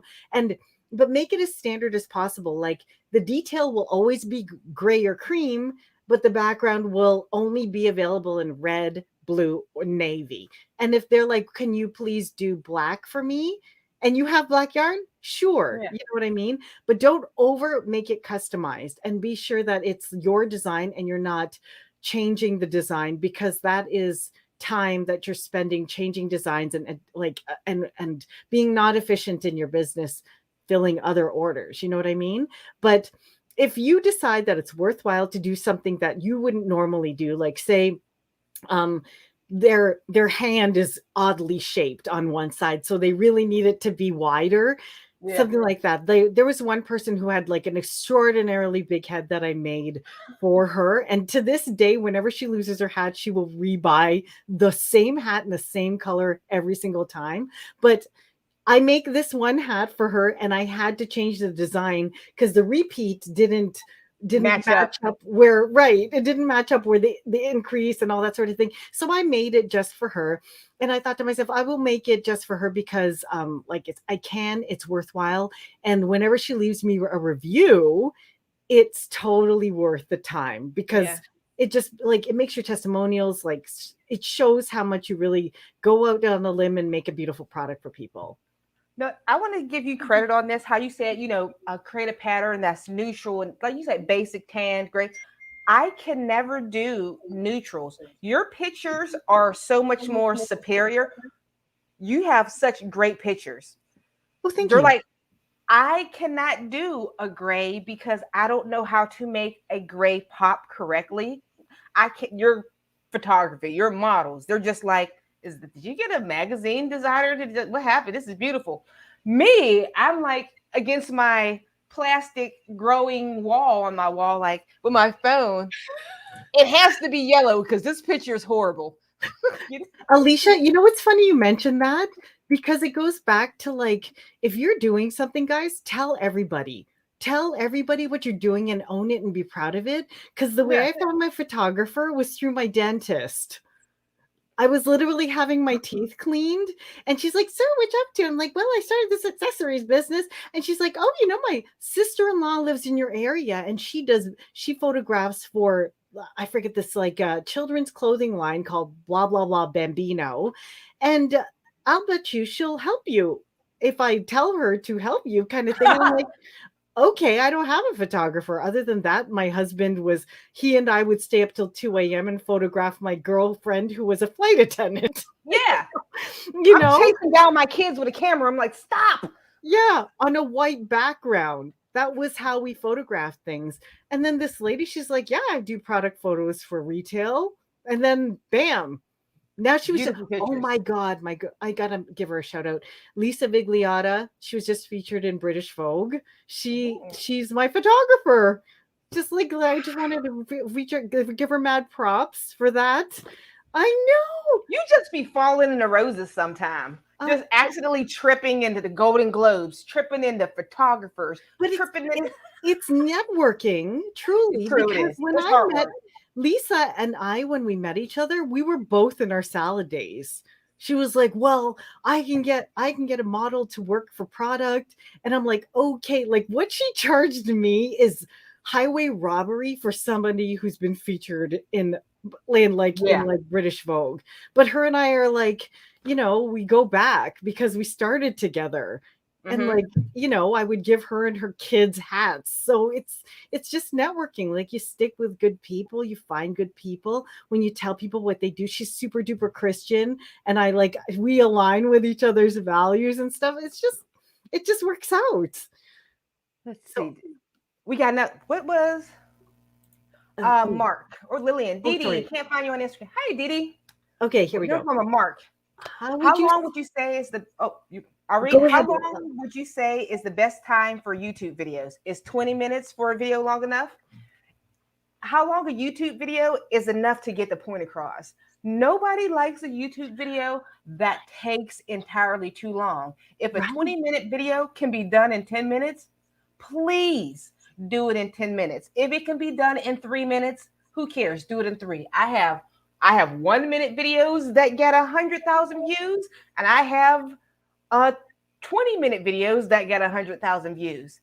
It's all about getting the information out there in an entertaining and informative, quick amount of time. Just don't waste any time. Just don't have a long opening that shows you crocheting and looking cute. Start the video. Oh, yeah. Sorry, maybe it's because we're both YouTubers. I have a pet peeve. I'm like, okay, this opening is like 14 seconds longer than it needs to be, right? I know. I'm like 3 seconds opening. Just say, I'm me. Start. Yeah, like even with my entrance thingy, I just it's like 2 seconds, like da-da-da-da-da-da-da-da, and then done, Yeah, 3 and like seconds max for it. That's what I read somewhere also. 3 seconds, I think it's 5 seconds, but I'm with 3. You got 2 seconds. Hey, it's me. And begin. Yeah. And I remember when I used to work at the school board, there was a fella, he was a communications coordinator, and he used to always say, brevity is the key to communication. People appreciate when you're concise about what you say, and you get done what you need to say and it's done, right? Nobody needs over explaining. I do get a lot of compliments on my video saying, you get straight to the point. Thank you for noticing. Get straight to the point. People are going to click off if not. J-Hook, it's not a TV show. What's with the intro? I don't want to see your family montage like, it's dad, it's mom. Who cares? We know. What do we do, baby? With our love. Did you used to watch Family Ties? I totally did. Yes, that's why I was continue the song for you. Oh yeah. Ah, okay, makes sense. Thank you. Good. Okay. Oh, someone's looking for you on Instagram, Dee Dee. Lillian Wilburn. Okay, give her a shout out. And then Yvette, where can I make my tag for my handmade crochet? Do you have any recommendations, Alysha? Do you have best practices for sourcing? No, because I don't. When I was making my homemade, I stopped crocheting handmade items about 3 years ago when my YouTube started going up. But after purchasing my Cricut machine, I love it. If I was doing handmade things, I would do everything on this Cricut. It is the most magic. I can't even point back there because my mother-in-law took it. Yeah. Oh yeah. My mother-in-law, she took it a month ago, and I haven't seen it since. I asked my husband. It was her birthday the other night. Can you pick up my Cricut? He's like, never mind. I'm not going to talk because she might watch this. I love you, mother-in-law.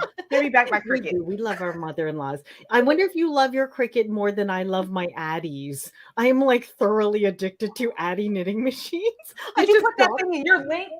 The Addie knitting machine? Do you have it? Let's pull it out. I do. I have one right here. I love my Addie. It's Dodo here. I love this. I want to like make out with it. Okay. I have my. Oh my God. Cannot knit at all. I have this little cutesy woots. Alysha, I have to admit, I just watched your tutorial on how to cast on. It's the boss because it's so easy to follow, but I can't get the hang of this little thing. But I really want to because there's some Christmas ornaments I want to make. So if you guys are on my channel, like I totally am going to be doing Addie videos too because I love these. But I was going to say, Yvette, where can I take my tags for handmade crochet? Yvette, the easiest place to find a tag that's gorgeous just for you is Etsy. This is where I usually start.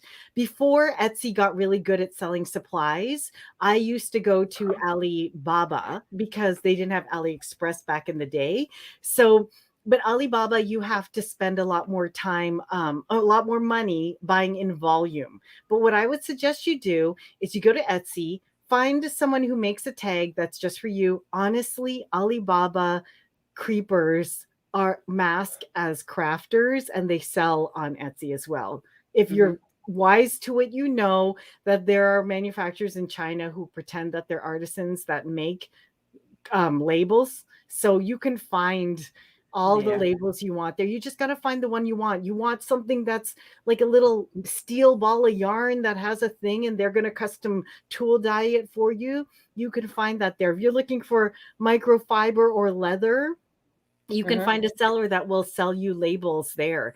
You just have to keep in mind that if you're going to custom make something with a logo, you will likely have to pay a setup fee, you know, where they create the template. They create Yes. the template for you, and then once you make multiple orders, like, or order again and again, then you don't have to pay for the setup fee again, and then you just restock or have it printed on a different type of label as long as you have your logo or whatever set up. And again, guys, you don't need a logo right away. You can find beautiful font that just say the name of your company and Yeah. just get it, bam, right on there. Just get something on there, you know? It doesn't have to be too fancy, but I would start with Etsy because then you don't have to buy in large volumes. Because most likely with Etsy, sure, the prices might be a teensy weensy bit more, but you only have to buy in lots of maybe 50, 25, Mhm. 100, not like 500 labels. You know what I'm saying? So, Okay. yeah, go Want me ahead. to do a question? Yes. Okay.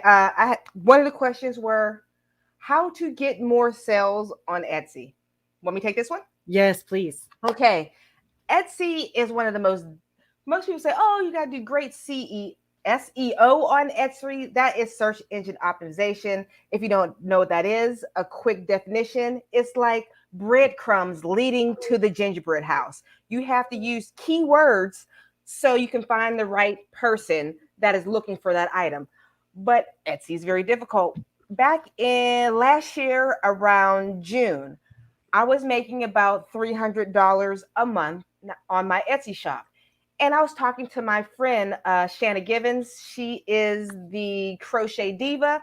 And I'm like, oh, my Etsy shop is making $300 a month. She's like, that's nice. Mine is making like 1,000. I'm like, oh, Ooh. instead of being jealous, I'm like, okay, what are you doing? I'm like, I went back to the drawing board and I redid my whole Etsy shop. I made sure I changed my banner for the season. If it's spring, I'm going to say spring line here, fall here, summer here, Easter. I make sure my banner is matching that.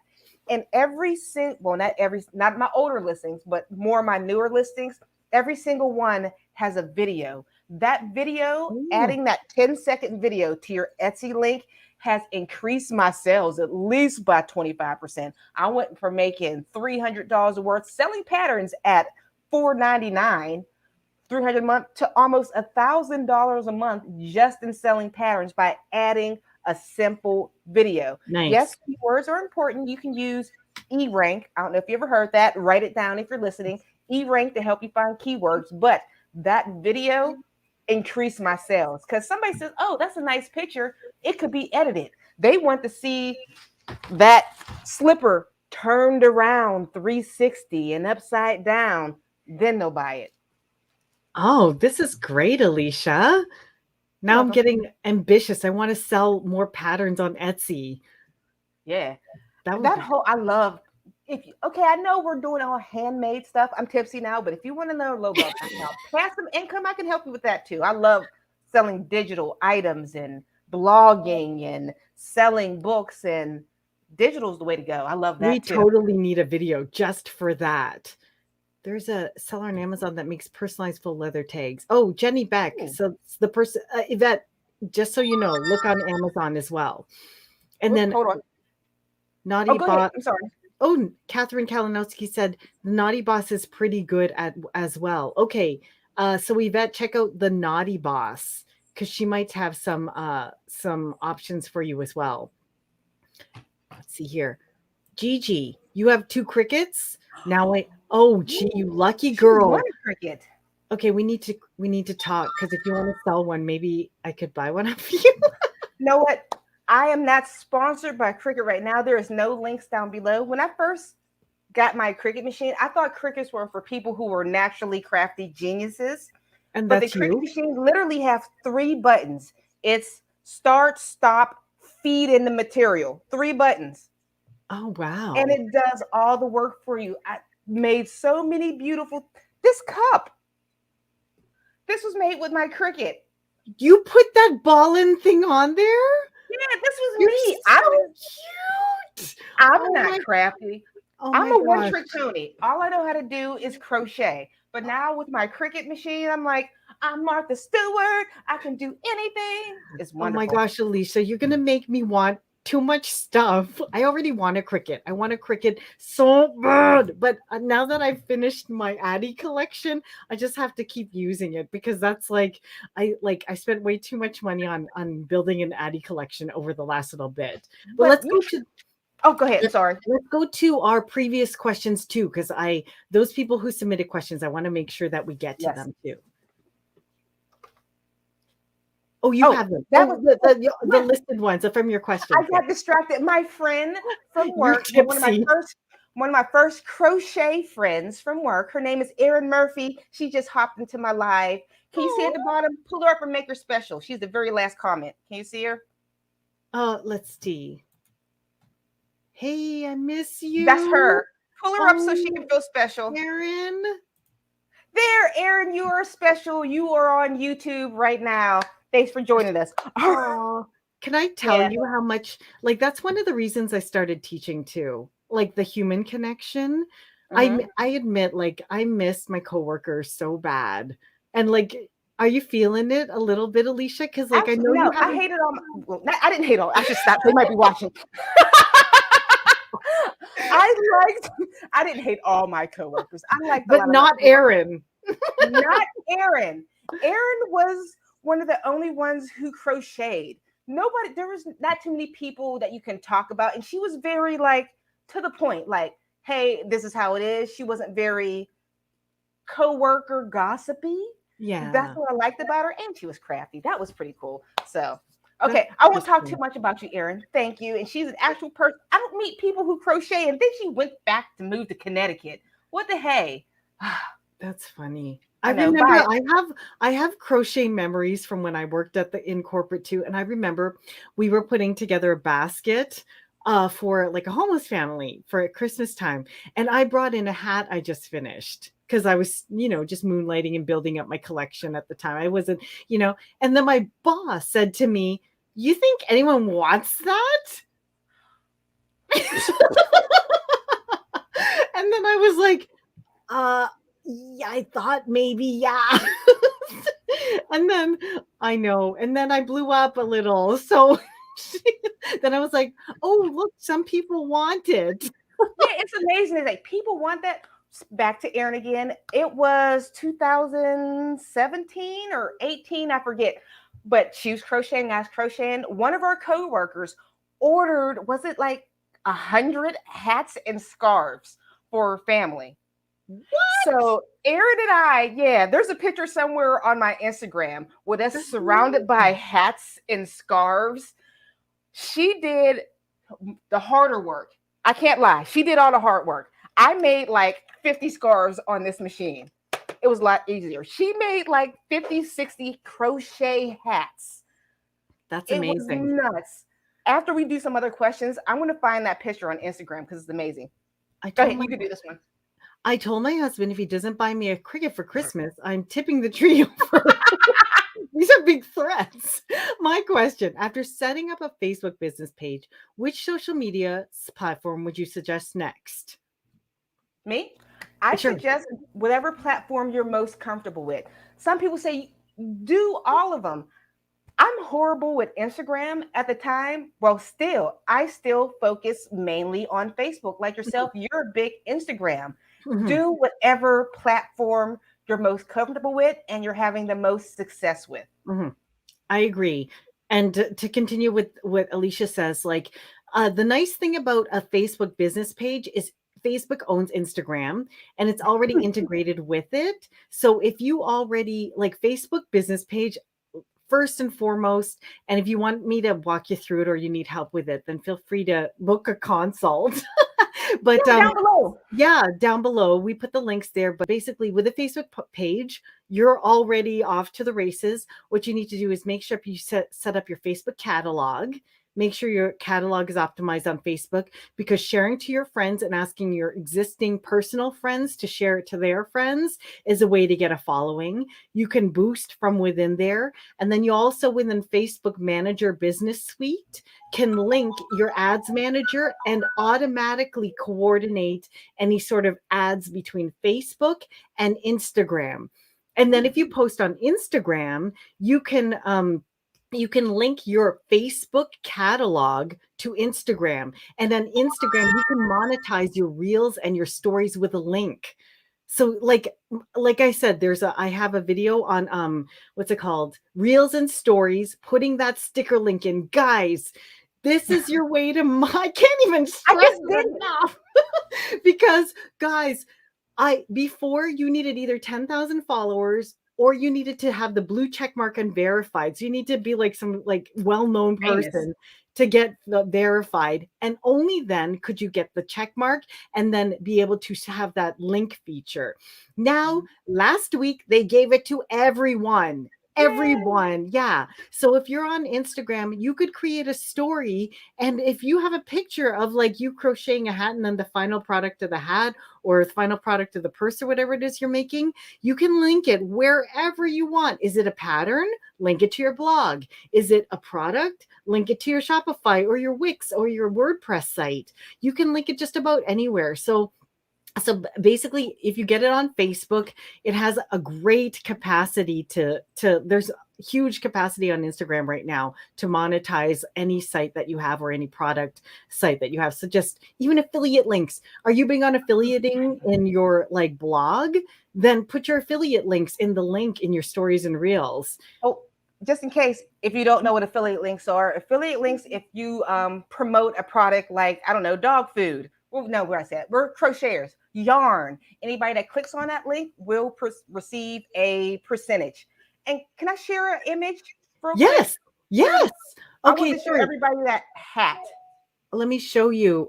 Which one is down below? Image? And nope, that's me. Wait. Add to stream. This one. There. No, wait. That's no, you. That's you. Add to stream. There I am. Yes, there you go. I found the picture where we did all of these hats and scarves. Oh. Erin, this is cute little Erin right here. She made all of these hats, and I cheated. I used the machine and made all of these scarves. You would have to. You would have to. Did she knit by hand all of those hats? She crocheted every single, and the pom-poms. I think she said her husband cut all the pom-poms for her.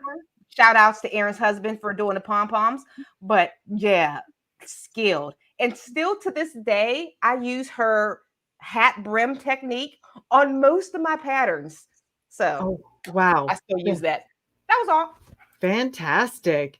Oh, here we have a few questions coming in too. Let's see. You know what? There's opportunity in that too. I just wanted to say, because even during COVID, a lot of my business that came in terms of like quasi wholesale were corporate gifting group, like batch items. Like I had a big order come in for a bank VP who bought for all the senior managers, which was like, thank you. And right now I'm filling one for just 20 hats but I prepackage and put cards in them for a IT company. Like, put it out to your existing customers if you know that they own businesses, that you also do corporation gifts too. Yeah. It's a great way to earn extra income in batch amounts. So let's see here. When it gets cross-promoted to Facebook Biz page, then I share it around Facebook when appropriate. Exactly. You can cross-promote on Instagram. And then, J Hook, I use Instagram, but I don't get it. Me too. Just watch the last video I made. Sorry.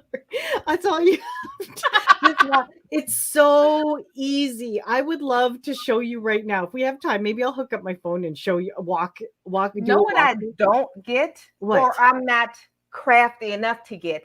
TikTok. I mean, I can probably talk to TikTok, but I can't all those cool things that's going on with the camera. And now people go do this and disappear and become a model. You know what? I would do this and it'll be just me.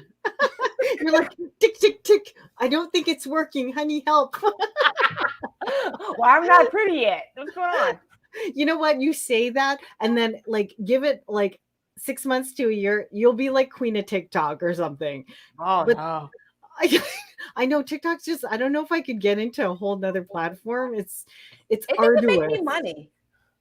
The thing is, it's great at driving traffic now because you can get TikTok time real estate like fast. It's just you got to shoot little video snippets, you got to import it in there, then you got to use their native platform to put the words in, and it's a lot of work. It was crazy. Steeler colors. Oh, here. Yes, that's the hats that we made. Oh, okay. Yes. Okay, let's work downwards now. We have Mark. What would you say gets more traction on Instagram? Regular picture posts or carousels or reels? This is you. Well, you. Right now, there's insane like algorithmic favoritism on reels. So I would say reels are pretty darn amazing. I have an intern who just did a crazy, amazing like post where we got over in like within a matter of like 3 hours, we got almost 2,500 views on the post.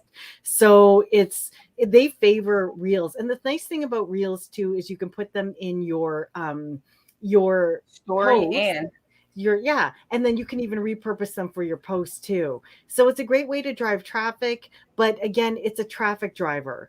It's not going to get you automatic sales. It's for the long game. It's for your social media driving traffic. Always have a call to action in mind, which a call to action is you have to have an objective to point your viewers or your customers to where you want them to go if you are selling a product, pattern, or service. So keep that in mind. Here's a good one from Sylvia. Oh, you got one? Sylvia. I went from 75 to 865. Wow. Dang, I wish I had that kind of growth. Even myself, as I have a lot of followers on YouTube, I probably average about 50 followers, maybe a month, 25 to 50. My Instagram you are being too humble. No. I mean, for how many followers I get on YouTube, I have almost 200,000 on YouTube. I got 4,000 on Instagram because I don't dedicate much time to it. I need to. But that's pretty good for like it being a passive growth. That's pretty good. Thank you. I didn't know. Yeah. Just like you and your blog, you didn't know you were growing on your blog. Yeah. Well, now I know what kind of I'm doing. I'm like, I guess Instagram for you is my blog for me. Like I post there and I write stuff and I like doing it, but I'm like, I'm not quite sure what's going on. You know? So we have a good question from Sylvia. This is for you. Do you have to pay to be an affiliate? No, you should not have to ever pay to be an affiliate. That might be a scam. But to be an affiliate is actually really easy. Let's say you have your very favorite yarn company. If you go to that website, like Yarnspiration, if you scroll all the way down to the bottom of the page where it says contact or Instagram socials, you'll see a little link that says affiliate. This can be for many websites. Click on that and you can sign up to be an affiliate through them and you'll receive a percentage. I'm an affiliate and sponsor through We Crochet. I'm an affiliate through Amazon. I'm an affiliate through Yarnspirations. If you ever see a pattern and the yarn link below, it's an affiliate.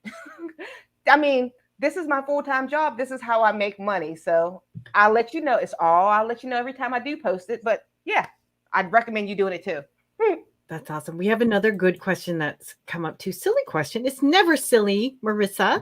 How do you know that my design is an original if I decide to design something?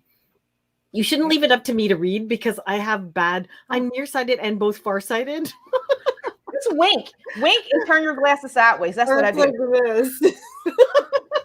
That is not a silly question. It's crochet. There are basically no original designs. There are, but there's so many ways that you can tie a knot. How can I put this? You can copyright a pattern. You can write in the pattern. The pattern has to be original. But technically, I know it might sound, help me with the words. When you shouldn't do something, but you're allowed to, morally wrong. It Uh, might sound morally wrong to create a pattern that looks like something, but legally, at least in the US, it is not wrong. But you cannot copy a pattern word for word because that is copyrighted. right. You're absolutely right. Alysha has an amazing post on this actually on her blog. You could read through it because, like, copyright, yep, you can't you can, here are certain things you can copyright. If we're gonna, have a little bit of a guide here, you can't copyright written works word for Mhm. word. And you can also, well, you can't copy, I mean, because you can copyright legal Yeah. works from word for word. You can also copyright artistic creations. So, for example, paintings, original prints, artist works, things like that. And you're like, how does that differ from when you make a Intellectual hat property. or a cardigan or whatever? You can't copyright something that's like a utility use unless the design that you've created is highly associated with a branded content. For example, Star Wars. yeah, like say for example, I made the sweater. Can I copyright that you can't make and sell this exact same pattern? No. No, yeah, I can't. You people all around the world can make this a billion times. I mean, I could write it out and copyright the written pattern. That is copyrightable. Can I tell you you can't sell it if you make this? No, you cannot. But if I am okay, say I make this and I decide to line it with like pink satin from like the fibers of only like the Himalayas or something like that. And because of this, everybody knows it's a Canada Bliss cardigan because all my cardigans are lined with pink magenta from the Himalayas. Then it comes like it's then it becomes like a Louboutin heel. You know how Yeah. like the The bottom red is, bottom and yes, red bottom, a certain shade of red bottom, or the GG from like Gucci. The Mhm. GG, those are trademarked attributes that are strictly linked to a particular distinctive brand. Yeah. There's nothing about this cardigan that people can copyright. So, and also you can copyright inventions. Like if like you can copyright the design of an invention, but that's about it. So Yeah. is it if you design something, if you made a hat and you're like, but what if there's something that's similar to it? Let me give you an example. I made a hat and I'm like, oh my God, I'll even tell you now, it's called my tranquility hat. I made a tranquility hat and knit spirals were in at the time. So I created a crochet hat that had knit spirals. Lo and behold, somebody starts posting on Instagram these crochet spirals. And then I'm like, excuse me, this looks very similar to my design. And the girl's like, I got this from Interweave. And I'm like, huh? I'm Yeah. telling you, Interweave simultaneously designed something the same as me. And I'm like, holy cow. But we both have unique patterns that are both not copyrightable. Mhm. So to this day, I still sell my Tranquility hat. It's one of my best sellers. It looks People exactly like something Interweave has previously written. And you know what? It's funny because if you read the book Big Magic by Elizabeth Gilbert, it happens. Sometimes ideas are conceived of by many people at the same time. people confuse copyright, patent, and intellectual property all the time. My Mhm. biggest gripe with most crochet pattern designers is if you're going to create this, you cannot sell anything from my pattern. You don't have that authority to tell whoever, once they purchase that pattern, that is their pattern. Whatever they create from that pattern is theirs, and you're able to sell it. So if you ever see that, do not sell anything made from this pattern. Don't listen. Legally, at least in the US and probably Canada, you are allowed to sell it. So don't listen to them. I know Yeah. my Or just copyright. don't buy from them. Like, don't buy Yeah, from them. they don't Buy from buy someone from us. else's. Yeah. Buy from someone else who has a Get similar my pattern. pattern and just change it or like the way you intended. Because truthfully, there isn't a single pattern I've ever started that I finished that was the pattern. Yeah, Like, and I could do you stick to every pattern, Alysha? no, because I like what Right. I do. I'm a pattern designer though. Right. But whenever somebody's like, I seen somebody take your pattern, I can care less if anybody takes my pattern and tries to sell it themselves or recreates it. I'm proud of you. Good for you. Make some money. But I know you can't make the same money with my pattern that I can. Yeah. I'm a Or maybe marketing they will. genius. Maybe they will, even my students, some of them, maybe if they did, and I hope they do, I hope they surpass me, because I'm not at the point in my life where I'm probably going to be a bajillionaire, right? You already know that. It's not about being a bajillionaire. It's about being comfortable doing what you love. Now we are both able to commit time to our job and commit time to our family simultaneously while running a business and doing laundry. Yeah. And our friendships, right? Because we And got to have friendships, those yes. 1 o'clock afternoon chats. Guys, if you only knew the 1 o'clock afternoon chats Karen and I have, we're not as calm and cool as you think No, we are. they're deafening. They're deafening. I wasn't screaming at Karen the other day. I was talking to her behind the scenes. I was yelling at the imaginary person I was yelling at, but she was listening to. It was a I'm lot. there. I'm there for you because you're there for me. Seriously, honestly. Because yeah, it's oh wait, we answered this one here. Decide to see how I am. I just have to now I'm getting like I'm just gonna focus 1 second. You pull it up, I'll read for you. Okay. Why do they keep J-Hook Crochet. Why do you keep making new platforms? Why do they keep making new platforms? What's wrong with the ones I have? Girl, Reggie, I be thinking the same thing. I don't know what's going to happen if YouTube ever shifts. This is what I know. It's all I know. If YouTube throws me away, I'm like, I got a blog, but I only know how to make videos. I know, I'm right? lost. What are we gonna do? And then you know what? It's because they're trying to like wean off the people who are too slow to adapt. It's survival of the fittest. You can't do the tech. The people who follow us are just as technically not as smart as us too. Yeah. So they're going to be on other platforms just like us still. Yeah. And how do you trademark a pattern that you created? You can't trademark a pattern. Trademarks are for logos and names of companies. Yeah. You might be asking about copyright in the United States. As soon as you put pen to paper, film to video, you are automatically copyrighted.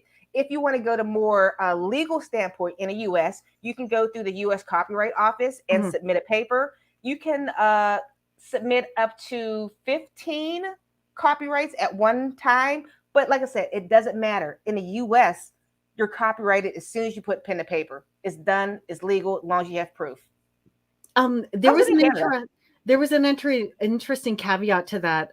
In Canada, I remember when I was studying business law, you can like a roundabout way to protect yourself. I don't know if this works in the US, but you can do this in Canada until you're waiting for your copyright. You can mail your piece to yourself. So it gets time stamped by the post office. And do it registered. Yeah. Okay.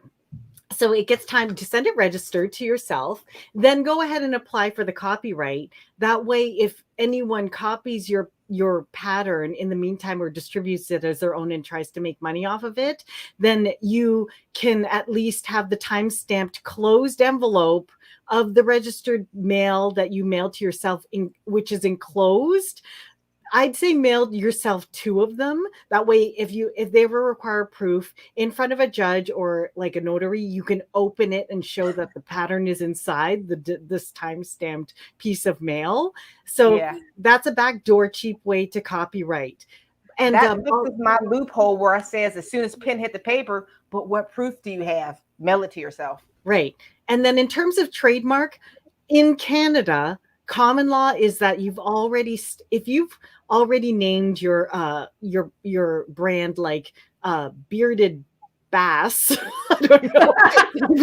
My husband's a fisherman, Bearded Bass, and you start using that trademark today, and for whatever reason you mention it in your blog, or you open an Etsy shop called Bearded Bass, then and you make like fisherman's whatever. By common law, because you've used that, you can show proof with where you've ever established that name, that it was established as of that date and you started functioning as it first. Yes. There's a company that started a cannabis company under Canada Bliss. And yeah, don't you love it? It's like, look it up. They sell CBT, folks. Anyway. No, Well, that's the thing. They started selling caps. And I was like, first of all, it was bad enough that I was branded the same. And I even wrote to them, I'm like, I asked my lawyer, I'm like, can I stop them from selling? They're like, well, you're registered under the category of crochet knit.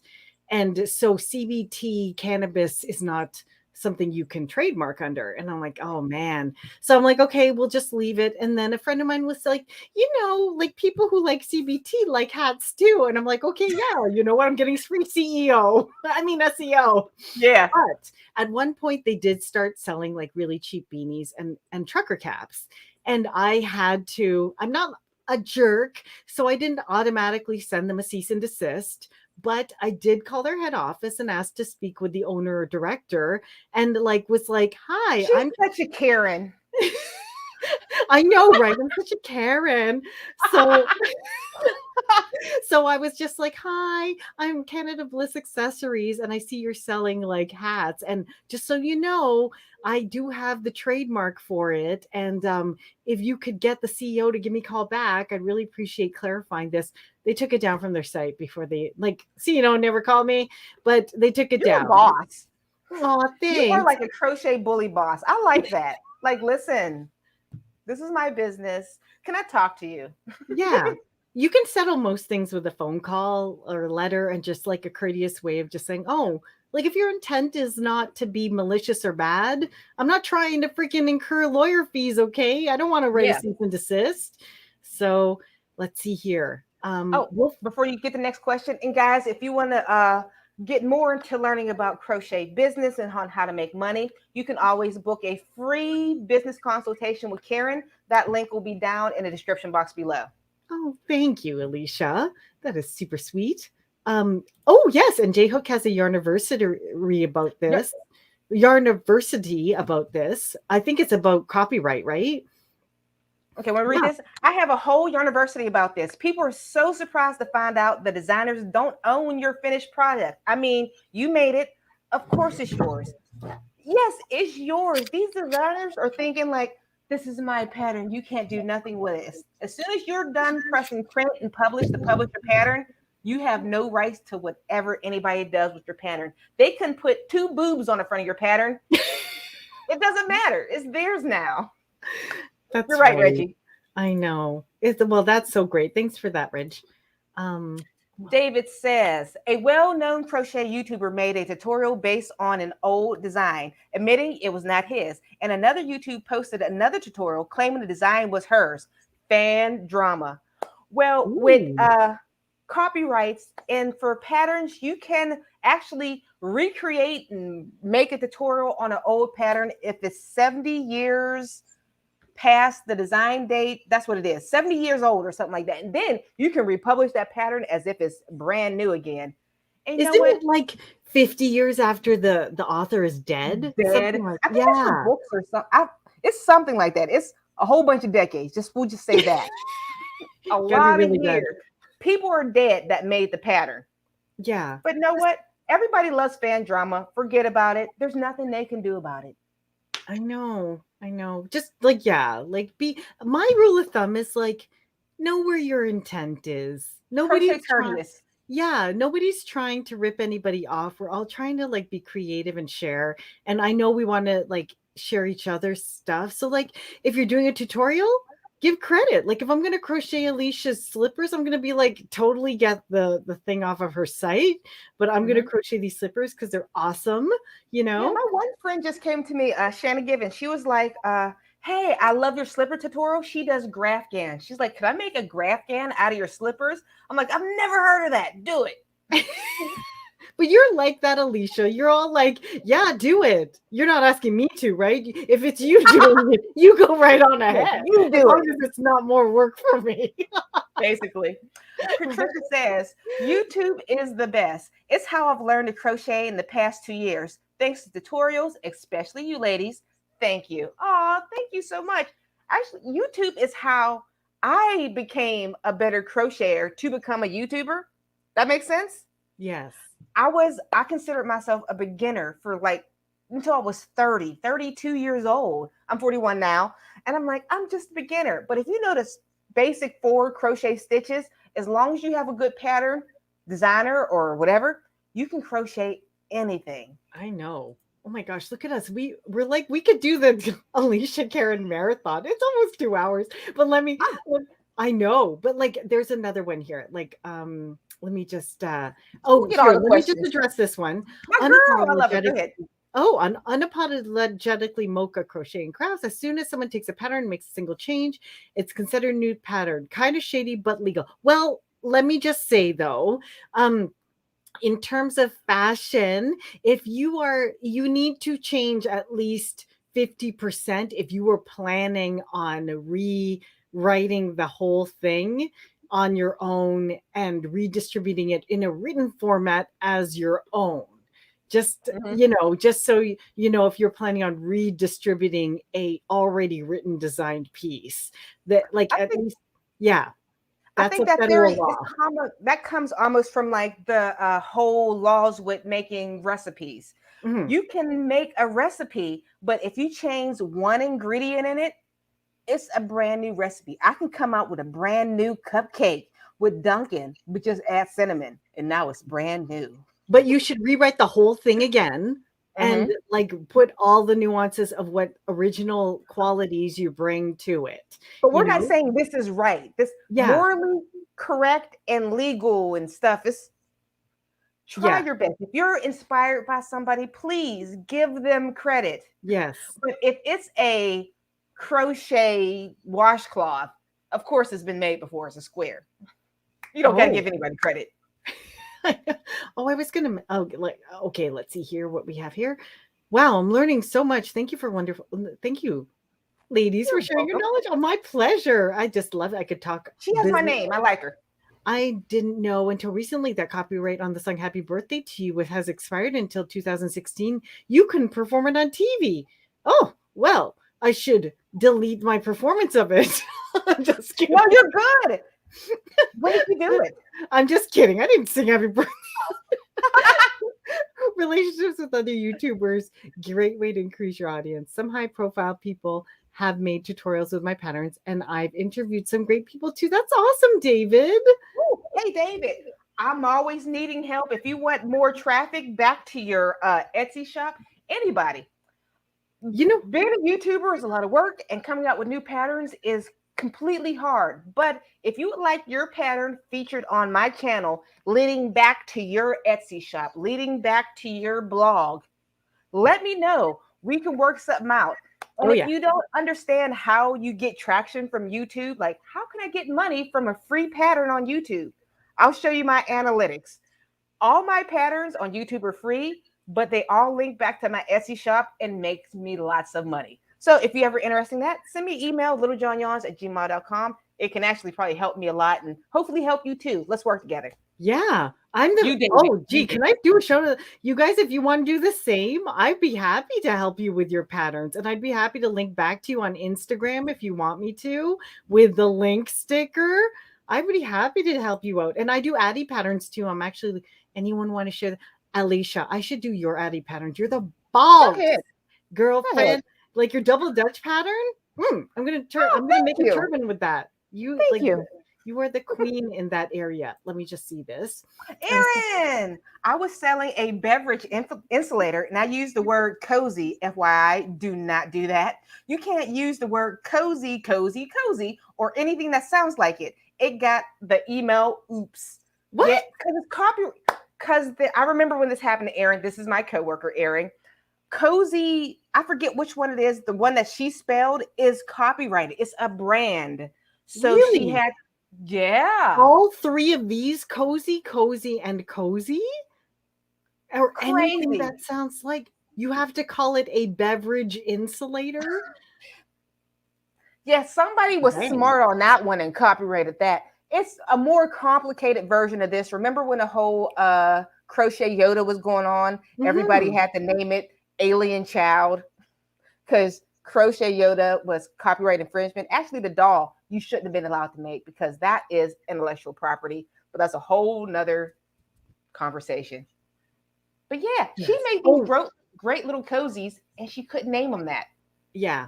Oh, David was just saying none of us can offer legal advice. That is absolutely correct. Yes. None of us can offer legal advice. We're only sharing with you things we are aware of and should not be substituted with legal counsel, just so you know. Thank you for that. David, you're amazing for giving us this disclaimer. Who knows what could have happened? She's I like, was he's like, listening to Karen and Alysha. he's like, I better help them out. They both had a couple drinks. Take another sip, Karen, before you read. Let's see here. Alysha. Okay. So David sent you an email about that. About collabing. Super duper. We're always up for a good collab. Or Alysha's always up for. I am too, guys. Please, Addie or Crochet Pattern. Do you want to shout out? You got it, y'all. Okay. How many views right now? Everybody, right now, please subscribe to Karen's channel. Karen's channel is one of the only channels out there that's right now telling you the honest truth about a crochet business. Her channel is dedicating how you get your business running, started, continued, and growing. There's not too many out there. Please, if you want to learn how to sell your finished handmade items, Karen is a girl. Make sure you click down the link below to get a free consultation with her. Oh, thank you, Alysha. You're so articulate. Oh, thank you. You're like, wow, really? I know. The way I did that, I'm like, I know I'm tipsy right now. I'm like, turn off tipsy. Yeah. Turn on tipsy. But it's so funny because you're like, you naturally have this like articulate speaking ability. So good for you. I use it so much on YouTube. Oh, that's awesome. I'm thinking about making a crochet pattern. I hope you make one. Thank you, David. Okay, keep on going. I forgot to thumb you ladies. Oh, I was like, what's thumb? Is that the thing with the foot? David, ew. Come on, David. We're going to get demonetized. Jeez. Okay, guys, if you have any crochet related questions, we're just being silly. We're probably going to wrap it up in the next 10 minutes. Yeah. Any crochet related questions, please ask us right now. Right now, we're having a ball. Oh, thank you. I don't know enough to ask. Okay, VJ, that's why you have to ask. If you have any kind of questions that you're trying to help learn for yourself, please feel free. Don't ever feel like you can't ask. At all. The question is usually, where do I start? That is always a question. So just ask her that and she'll work you through it. Karen is not like a Doberman. She doesn't bite at all. She's more like a little tiny kitten. She's real sweet, kind, and open to anything you have to say. Don't be afraid of it. And I encourage you to explore and to test your limits. Like the only reason, one of the huge reasons why I started my YouTube and my crochet consulting business is because I wanted to be able to help people who didn't. I know a lot of the stuff I do, people wouldn't try. Because I used to do bold. Can you say ASS on the on yeah, you can say ass. That doesn't get demonetized. That's like one of the good words. Ass, shit, and I think that's it. My viewers don't usually watch me I've never sworn outright, but bold A kind of things. That I didn't know, I mentioned earlier at the very beginning of this, I didn't have retail experience. So you know what I did? I joined Fashion Group International. Okay, an international, it's founded in New York City. So it's and Rebecca Mingenkoff, or it's members of this thing. And they have a Toronto chapter. And I was like, I'm going to go to this Toronto chapter. I'm going to schmooze with everybody and everybody who has anything to know about fashion. Because I'm going to know now. I got to know. I'm 40. I don't have time to pussyfoot around this, right? Yeah. I got to figure this stuff out.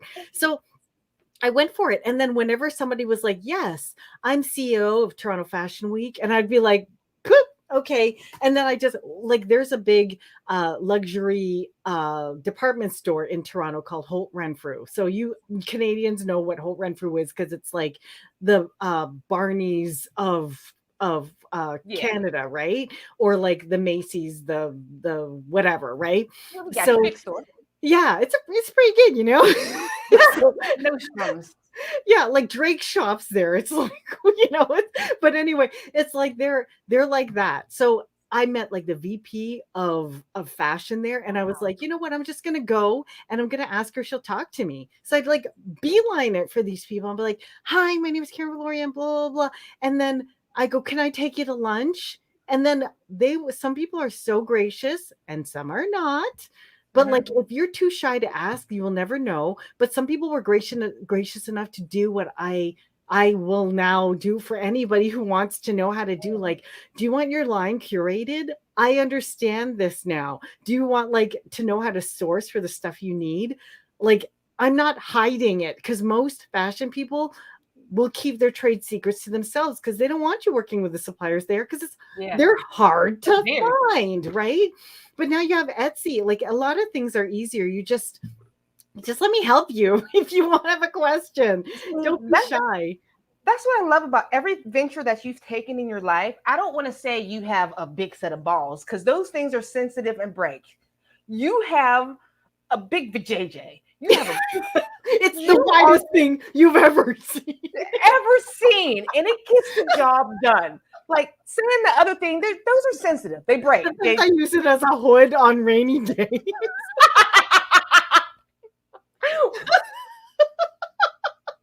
That was a crazy joke. Yeah, I forget what I was going to say, but you are amazing. The fact that what's scary in most people, that holds most people back, you put up your hood and you just go in there and you do it. You're like, yeah, I talked to the president, the CEO, the vice. You're like, I'll figure it out. My favorite story, if you don't mind telling it. You tell it. No, and you tell it better, because I'm going to mess it all up. You had a hat in your purse, and you had a hat for a celebrity. You were just carrying it around. What was the story? Do you remember that dinner for entertainment? Yes. Like, it was and it was a networking event. Before you start, guys, this is a story on taking advantage of an opportunity and being prepared. Go. Okay. First of all, I was almost not going to attend this, but my husband was like, "You just need to go. Karen can stop like, pussyfooting around." I'm like, okay.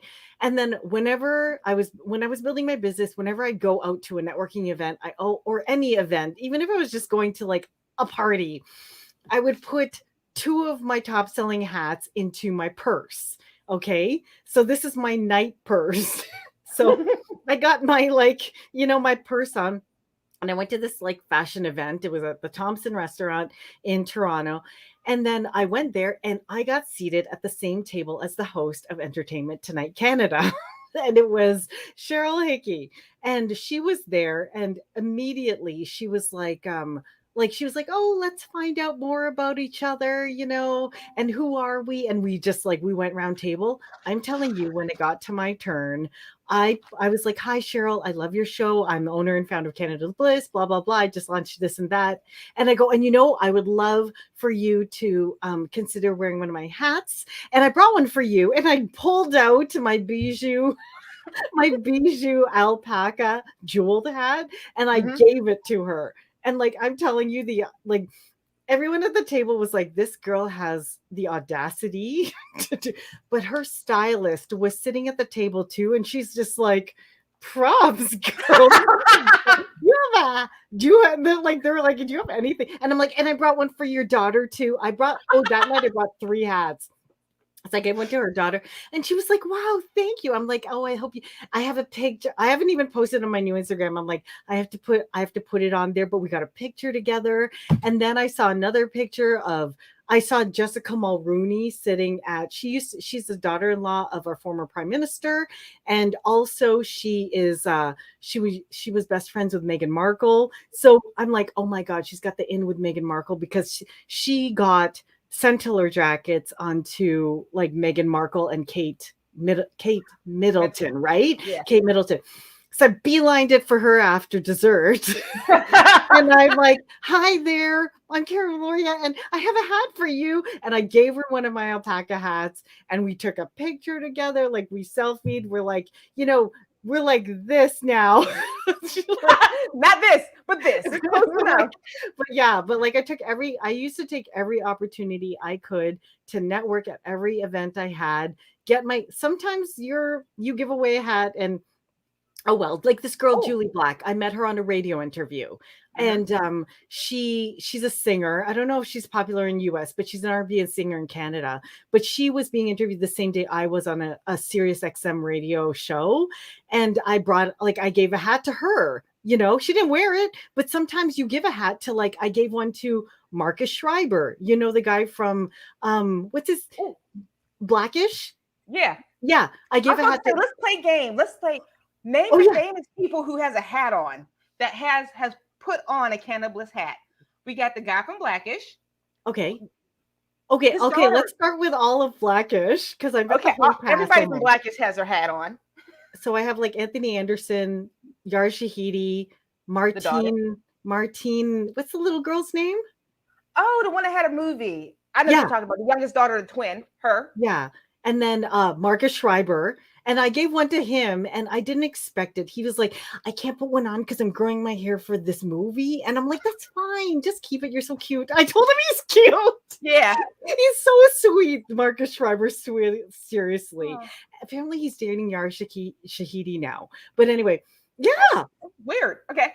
Yeah. And then like a week later, he sends me a shot from LA from his Instagram pictures, and he's wearing the hat, like got my hat on. I'm like, oh, Marcus, you're so remembered. Cute. Wait, you got Whoopi, you got what's Viola Davis, you have girl, there are famous people in Karen's hats right now and in her DMs. Oh yes, that's the name. Sorry, Marseille Martin. I have Marseille Martin. Yes, thank you, my dear. So yeah. Oh, where? Hello, ladies. Where can I have my crochet work critiqued? Is that a thing? Absolutely. You know, we should have then we should do a live where we do that for anybody who wants it, right? Why not? Yeah, right. Oh my God, Kate Minnesota. You're so funny. I'm so tipsy. Thank you, Perfectly Imperfect Crochet. Just subscribe to Karen Behind View to the Little Johnson. Glad you got. Thank you. Liquid lunch. Seriously. It's coming in handy now. Oh my gosh. Oh, Sylvia, girl. Whew, man, I'm struggling. Any other good questions? What's going on in here? Okay. I'll try to read. It's so hard. I got to focus with my glasses. Have to go. Thanks, ladies, for the wonderful live. My pleasure. Maybe we should. Did you want to wrap things up? Yeah, we'll wrap it up. We're good. And guys, remember, if you want to start your own crochet business, learn how to turn your hobby into your career, like we both did. This is what we do full time. This is what we do. Make sure you click down in a link below and have a free consultation with Karen. There is no, what's it called? Loops you have to jump through? No, I don't know. Just click the link. You and me on a call. I'm here to help when you think you might be ready to get some help. Yeah. No pressure. Seriously. Okay, I'll let you wrap everything up and I'll just sit here quietly and drink the last of this. Oh, okay. So I don't know how you usually wrap. So just guys, if you're not already subscribed to Alysha's channel, do so. But I mean, she's amazing. And then if you're not already subscribed to mine, I hope you consider it Karen V. Miguel. Woo-woo. And then if you were thinking about building a side gig or a main gig, selling the things you love, or like just trying to start to get it out there, let me help you. Honestly, I just want people to not have to go through what I went through. It gives me pleasure knowing that people get through things with ease a little bit more, like just knowing the next direction that they have to take. And I understand they were like, oh my God, I've seen all those other courses you could take. Honestly, I understand that people want to build things that are uniquely for them. And that's why I do things one-on-one, because I like to bring out the best of what people want to put into their business. It's like, I'm not trying to make a one size fit all, follow this exact. There's some main things you need to know absolutely when you start a business so you don't make any huge mistakes, right? But it saves you so much more time and money, because the biggest thing I hear is that, oh, I'll do it, and then I just have to sell a few more things. If you want to sell a few more things, you'll sell it sooner and you'll spend less. If you have clear direction and you get a little bit of help, honestly, the way I started, like I really blew my business up was to go find people who did what I did and did it better, and or just did what I kind of want to do. And that's why I went to all these network events, right? And started Yeah. getting people, because you have to find, like, I wanted to do that. So anyway, I'm here for you in I that way. forgot. Did you want to do your last giveaway, or was that for Oh, another thing? right. Guys, I Before, mentioned, guys, don't leave. don't And leave Sylvia yet. says something funny. Take care, stay lubricated. Don't leave, Yeah. Sylvia. Don't We leave, have Sylvia. one more giveaway. Sylvia, yes, I want to draw again. I want to, wait, what? I want to give away, like I mentioned, Big Magic. I'm hoping you will build your repertoire of resources and all that kind of thing on and use, and I'm going to give an Amazon gift card away. So, you guys, so let's ask a good trivia question. How Let about me you just think. let somebody scroll. Just put little or Karen V and just select one of them. Yeah, No, or I'm with let's, you. you know what? Just who am I interviewing with right now? What's her first name, y'all? Hashtag her first name. My Okay, first name. her first name, and I'm gonna set up the screen share right now. So So, while you're getting entries in, go ahead and type who I'm talking to on this live, y'all. so not my YouTube name, but my first name. Yeah, just her first name. Hashtag her first name. Okay, so. Misspelling's okay. Is misspelling's okay? Oh Because yeah. my name is tough. Well, Okay. you have to spell it properly with the Y, or else Oh, it won't pick it up. Okay. So make gotta sure spell you it spell it properly. correctly with the Y. That's a big hint. Yeah. Nobody ever spells it with the Y. Really? Oh, Yeah. guys, only the people who spell it with hashtag her first name with a Y. Go ahead and then it's an S after the Y. Guys, I see my name. People are spelling my name correct. I'm amazed. it's, yeah, Y, and there's an S after the Y. So go ahead and look at what you've entered and make sure you got that in correctly. And we gotta, because there's a $25 gift certificate here for you to apply to whatever's in your inbox. And I hope you put Alysha's great books in the inbox, because those are there. Okay. So let me get this set up. Do we have? Okay. Okay, I I'll think we chit got it. chat while she's getting this all set up. Okay, Yes. she's pulling up the screen. Oh, here. Man, this has been a long live stream. I'm so I shocked. can't believe we did a 2.5 hour live stream. 2.5 hours. Usually Wha- my live streams are only about an hour, but I know every time I have a dual live stream, we just get to chatting and can't Oh, stop. It's yeah. enjoyable. I You can't know lie. what, I love it. Alysha, if you could put on your community what they'd like to hear more about, like, did they want shop critiques? Let's see if they want to do shop critiques. I'd love to find do one with out. you if you want. So let's see. Anyway, okay, I here see we a lot of correct answers. You okay, you me guys too. know my name. I appreciate it. You gotta go where everybody knows your Your name. name. Did I spell it right here? Where are you? Alysha? SHA. Alysha. Last second, and start collecting comments. Oh wait, I'm sharing the wrong screen, my dear. I'm sharing yours. Here we go. Yeah, there we And go. the giveaway tool. Here we go. Come Start. on. Here we go. Alysha. This is how you spell it, y'all. Those last people who decided to stick with us, draw. All my teachers called me Ashley. I'm like, no, it's Alysha. Thank God for Alicia Keys. So that helped a lot when she came out. Some people want it all. Cherise, my dear. Okay, I'm gonna put my email. Feel free to send me an email, Karen V. Miguel at bell.net. I'll put that in the comments below. And I will send you your Amazon gift card. And I apologize. I think it's in Canadian funds, but you can apply it in the American shop. It's just there's a difference in, like, slight difference in currency. But hey.